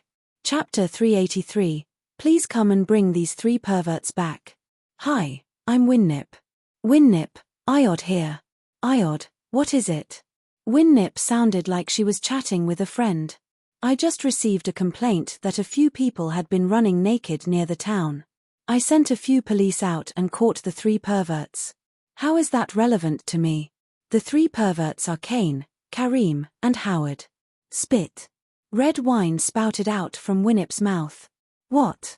Cain, Karim, and Howard had been running on the streets naked. Winnip was so angry that she almost smiled. You are serious? Yes, do you need to talk to them? Give the phone to the three assholes. Hi, boss. Winnip heard Karim's dispirited voice. Could you please come here and bail us out? You three bastards, do you want to be fired by me? Winnip roared. Mom, what's wrong? Fali and Four had no idea why Winnip was so furious. Winnip, they lost a bet to me, Chen Zhao explained. So they went running naked? Chen Zhao shrugged. Yes. Winnip did not know whether to cry or laugh. Go to the police station now and bring them back. Chen Zhao drove Winnip's car to the police station in town. At the moment, the three bodyguards each only had a pair of shorts and a blanket on them. They were sitting on the chairs in the station, their heads lowered. Excuse me, you are? A stout police asked. I'm here to bail them out, Chen Zhao said. Did Ms. Winnip send you here? Yes. All right, it's $1,000. Please sign here. After signing, Chen Zhao brought the three out of the station. Okay, we're good again, Chen Zhao said with a smile. He had reconciled with Cain, Karim, and Howard, but definitely not Laurent. Chen Zhao was not going to let Laurent off that easily. Chen Zhao would let him have an unforgettable birthday. When the three returned home, Winnip's face was still rather chilly. She pointed at all of them, including Chen Zhao, and scolded them in anger. How old are you already? Don't you feel embarrassed to play such a childish game? The four thought, why don't you scold your husband? He's the most childish one. Of course, Winnip was not really planning to fire the three of them. After all, they were very professional and, more importantly, trustworthy. In the end, Winnip used the party as a reason to end the scolding. The four conscientiously went to the kitchen to help Winnip. Chen, did you go to the supermarket when you went to town to bring them back? Winnip saw Chen Zhao carry an entire cow thigh into the kitchen. It weighed at least 50 kilograms. Yap. Do we need so much food though? We won't be able to finish them. Winnip, you've forgotten about Princess and the rest. I eat a lot too. How much is a lot? I eat about 10 kilograms of meat every meal, Chen Zhao said. If Princess really wants, she can eat 50 kilograms of food every meal. Black Ma, White Ma, Walter and Obito's each can eat almost as much as I do. The eyes of Karim, Kane and Howard almost dropped out. So much. It was no wonder that Chen Zhao was so strong. The three of them combined could not finish that much food. You sure Princess won't eat all your money away? It's all right. In fact, Chen Zhao had some financial pressure. After all, he had to spend about 10,000 on food every month. Kane, Karim, there's another cow thigh outside. Bring it in. Howard, go to the backyard and prepare a barbecue stand. Very soon, both the interior and the exterior of the house were filled with the aroma of meat. Unable to tolerate any longer, Princess approached the barbecuing Howard, wanting to have a piece of meat first. Howard did not dare to reject Princess's request, so he could only cut off a piece. In the end, all the pets ran to him.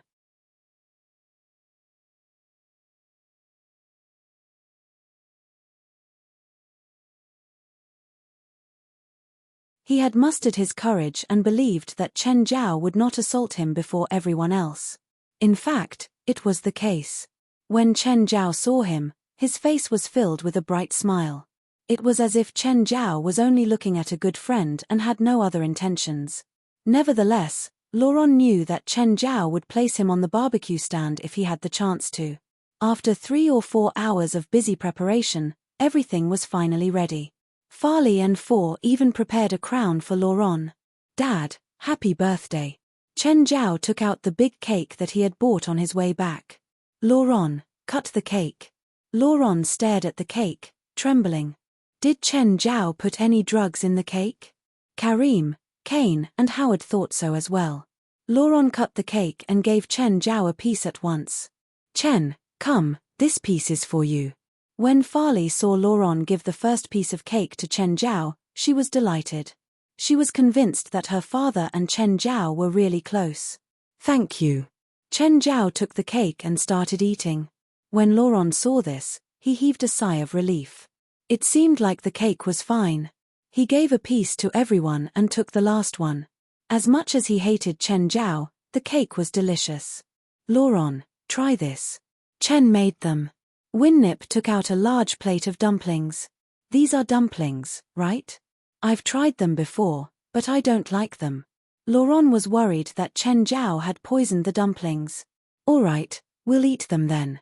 The group took a few dumplings each and there were not many left. Watching everyone else eating in relish, Laurent could not hold it anymore. Chen must have put in a lot of effort to make them. I'll have some too. Give me more. As Laurent ate the dumplings, he kept guessing in his mind. The dumplings are fine. What exactly is wrong? Laurent glanced at Chen Zhao with the corners of his eyes and saw a sneer on Chen Zhao's face. There's definitely a problem. What is it? Laurent absolutely could not tell what had gone wrong.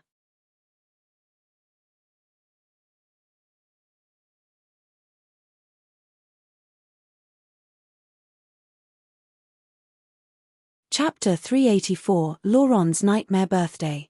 Chapter 384, Laurent's Nightmare Birthday. Laurent, you really love Chen's cooking, right? Winnip teased, seeing how he was into the food. How about we have him stay in Sacramento? This way, you can eat his food every day. It's SOSO, Laurent criticized while eating. It's not that good. You usually eat half that much. Just admit it. Laurent realized that he indeed ate more than usual. No. More accurately, he ate much more than usual. Plus, he was already full, but he could keep eating. He had a great appetite. Laurent, eat more. Chen Zhao smiled at him. Laurent had eaten happily at first. He shoved anything into his mouth, thinking that Chen Zhao wouldn't do anything to him today. It was his birthday. Chen Zhao had to at least respect that. But as he ate and ate, he couldn't stop anymore. Laurent, don't eat so much, Winnip said. If you like it, he can cook more tomorrow. You've eaten enough. By the time he'd eaten his 4th serving, he couldn't handle it anymore. Laurent, stop eating. Laurent was still shoveling food in. Fali also noticed that Laurent had eaten too much today. Chen, do something. Dad can't eat so much. Oh, okay. Chen Zhao helped Laurent to the side and helped him purge. He also whispered in Laurent's ears, "You'll have a very unforgettable birthday. You'll keep eating, keep eating." Right then, Laurent finally realized that this was all Chen Zhao's doing. You asshole. Be quiet. You don't want everyone to know how you locked me in the lion cage, right? Motherfucker. Next, Laurent started devouring food crazily again. He wiped at his tears while eating. Chen, is Dad sick? Fali asked, worried. Having a good appetite means he's in good health. There's no problem. If you don't believe me, ask for. Indeed, being able to eat meant that the body was normal. But the way Laurent was eating would cause problems. Thought for a long while without understanding what was happening. Cain, Karim, bring Laurent to the room. No, I still want to eat. I still want to eat. Right now, Laurent was like a starving beast. He pushed the two aside. That terrifying appetite made it so that he couldn't stop at all. The people couldn't stop him and he ate until midnight. Chen Zhao helped him purge 6 times. When the clock struck 12, Laurent finally lay onto the ground, exhausted. It was unclear whether his expression was one of hatred or satisfaction. Finally, full. I'll take Laurent to his room. Chen Zhao helped Laurent up. Laurent's expression was furious.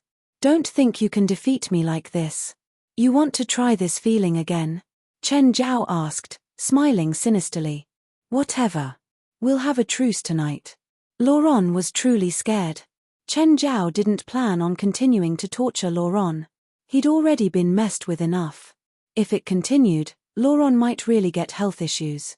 Chen Zhao didn't want to kill Laurent yet. I hope you have a great night. Bastard, you haven't given me a present yet. I already did. Winnip took it. Go ask her for it. Why did you give my gift to Winnip? You can ask her for it when you return to the room. Oh, other than tonight, you'll really love this gift. That night, everyone in the house could hear noises coming from Laurent like someone butchering a pig. The next day, Winnip prepared breakfast in the kitchen. She looked very spirited. On the other hand, Laurent came downstairs while leaning against the wall. Dad, Mom, you two were too loud yesterday, For complained. Chen Zhao and Fali lowered their heads, but their shoulders shook. Laurent was pissed. He didn't want to mention last night. It was like both he and Winnip had taken some drug. Neither could stop. He didn't even need to think to know that it was Chen Zhao's doing. His birthday ended so tragically.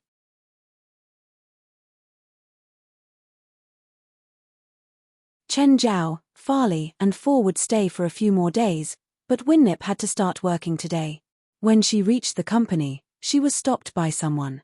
Mrs. Winnip, give me 3 minutes. Only 3 minutes, please. Cain, I don't want to see him. Winnip strode into the company while Cain had already stopped the man. Stupid bitch. You want me to go bankrupt, I'll pull you down too. Suddenly, the man whipped out a gun and pointed at Winnip. In shock, Cain hurriedly pushed the man's arm up.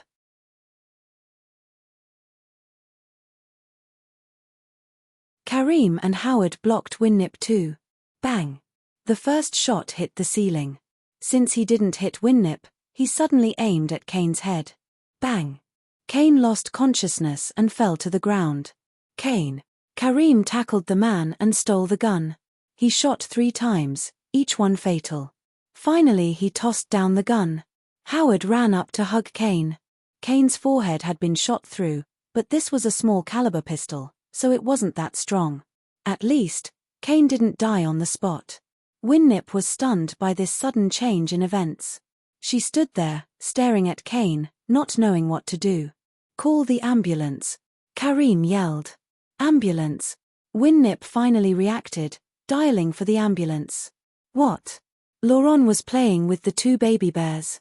Chen Zhao and Fali were cuddling and watching TV, ignoring the third wheel that was Laurent. "Dad, Fali, something happened to Mom." For rushed into the house. "What? What happened?" Laurent was shocked. "A shooting." Chen Zhao and Fali jumped up too. "Is she okay now?" "She's okay. She's just scared." But something happened to Kane. He got shot in the head to protect Mom. Then Kane, Laurent was good friends with the 3 bodyguards. They often stayed by his side, so they were unusually close. He also knew a lot about the 3 guards. In reality, he was the one who'd introduced to Winnip to be her bodyguards. "The situation is bad," For said, expression grave. "He's in the emergency room." The 3 were like brothers to Fali and For. Kane, Karim and Howard had been by Winnip's side since they were young. Back then, they would help Fali and For take care of annoying guys too. "To the hospital," Chen Zhao said.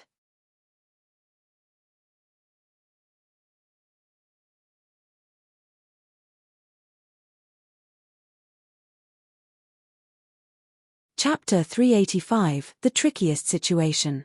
Chapter 385, The Trickiest Situation. When the group arrived at the hospital, they saw Winnip sitting outside the operating room, crying. Karim and Howard walked around in panic and kept looking at the operating room door. "Mom!" As soon as Winnip saw them, she charged into Laurent's arms and cried loudly. "It's all my fault. If not, Kane wouldn't be injured." Laurent comforted Winnip. Perhaps he would only display his maturity as a husband in such a circumstance. Chen Zhao and For pulled Karim and Howard and asked them about the situation. Soon, their expressions changed.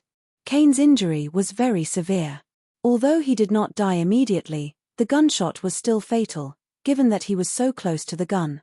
According to a preliminary investigation, the bullet penetrated his skull, slowed down and was stuck inside his skull. However, the scraps entered his left cerebral cortex and were embedded in his telencephalon. The scraps were the most deadly. If they were not taken out, Kane might die anytime. Moreover, the doctors had yet to confirm the impact of the damage to his brain. There was very little information available. Chen Zhao and For could not even know enough, let alone make a judgment. On the other hand, Winnip kept asking if Kane would die. Although she would frequently scold the 3 bodyguards, she really treated them as her family, her children. She could not accept the fact that Kane was injured this badly in order to protect her. For looked at Chen Zhao. Chen Zhao waved his hand. "If it's within my capabilities, I'll help, but I don't know the exact situation." Finally, after 3 whole hours of waiting, the door of the operating room opened. The surgeon walked out with a solemn face. "I'm sorry. You can go in and see him for the last time." Winnip fainted at once. Laurent quickly hugged her. "Doctor, I need to know his exact condition." Chen Zhao stopped the surgeon. "You are. I'm a doctor too."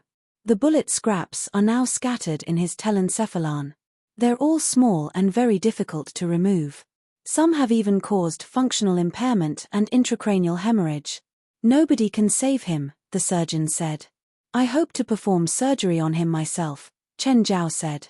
"You?" The surgeon stared at Chen Zhao. "Sir, please do not joke around. You're not a doctor in our hospital. In fact, I don't even know if you're a doctor, so you can't perform surgery on a patient here." "I'm a medical professor of UCLA," Chen Zhao said. "That doesn't change anything. It's a clearly stated rule in our hospital."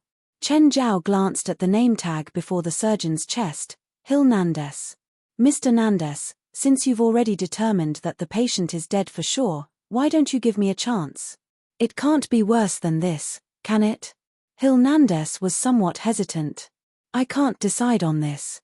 Then who can? Our dean. Can you please talk to your dean? I'll try, but can you show me your license? I didn't bring my license. You can call Ukla instead. You should be able to get the college's number. Also, the head of LA Chantilly Hospital can prove it too. I'm an oncologist in Chantilly Hospital. Here's my medical license. I can confirm that my friend is an expert in both neurosurgery and internal medicine. Hernandez glanced at Four's senior medical license and said, I know you, Ms. Four. I was present during your talk on an advanced medical seminar, so I believe in you. Still, I can't confirm if the dean will agree. Then please go and tell the dean. All right, I'll go now.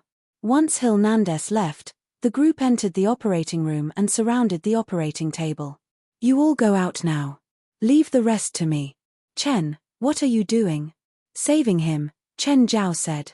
But the dean has yet to agree. So are we not saving him? Chen Zhao asked.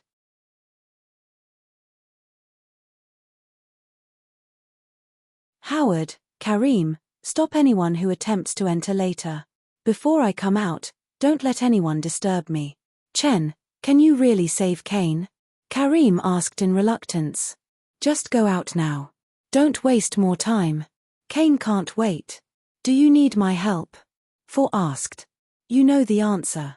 All right, please save Kane. I'll try my best. For was even more worried. It was the first time Chen Zhao said he would try his best.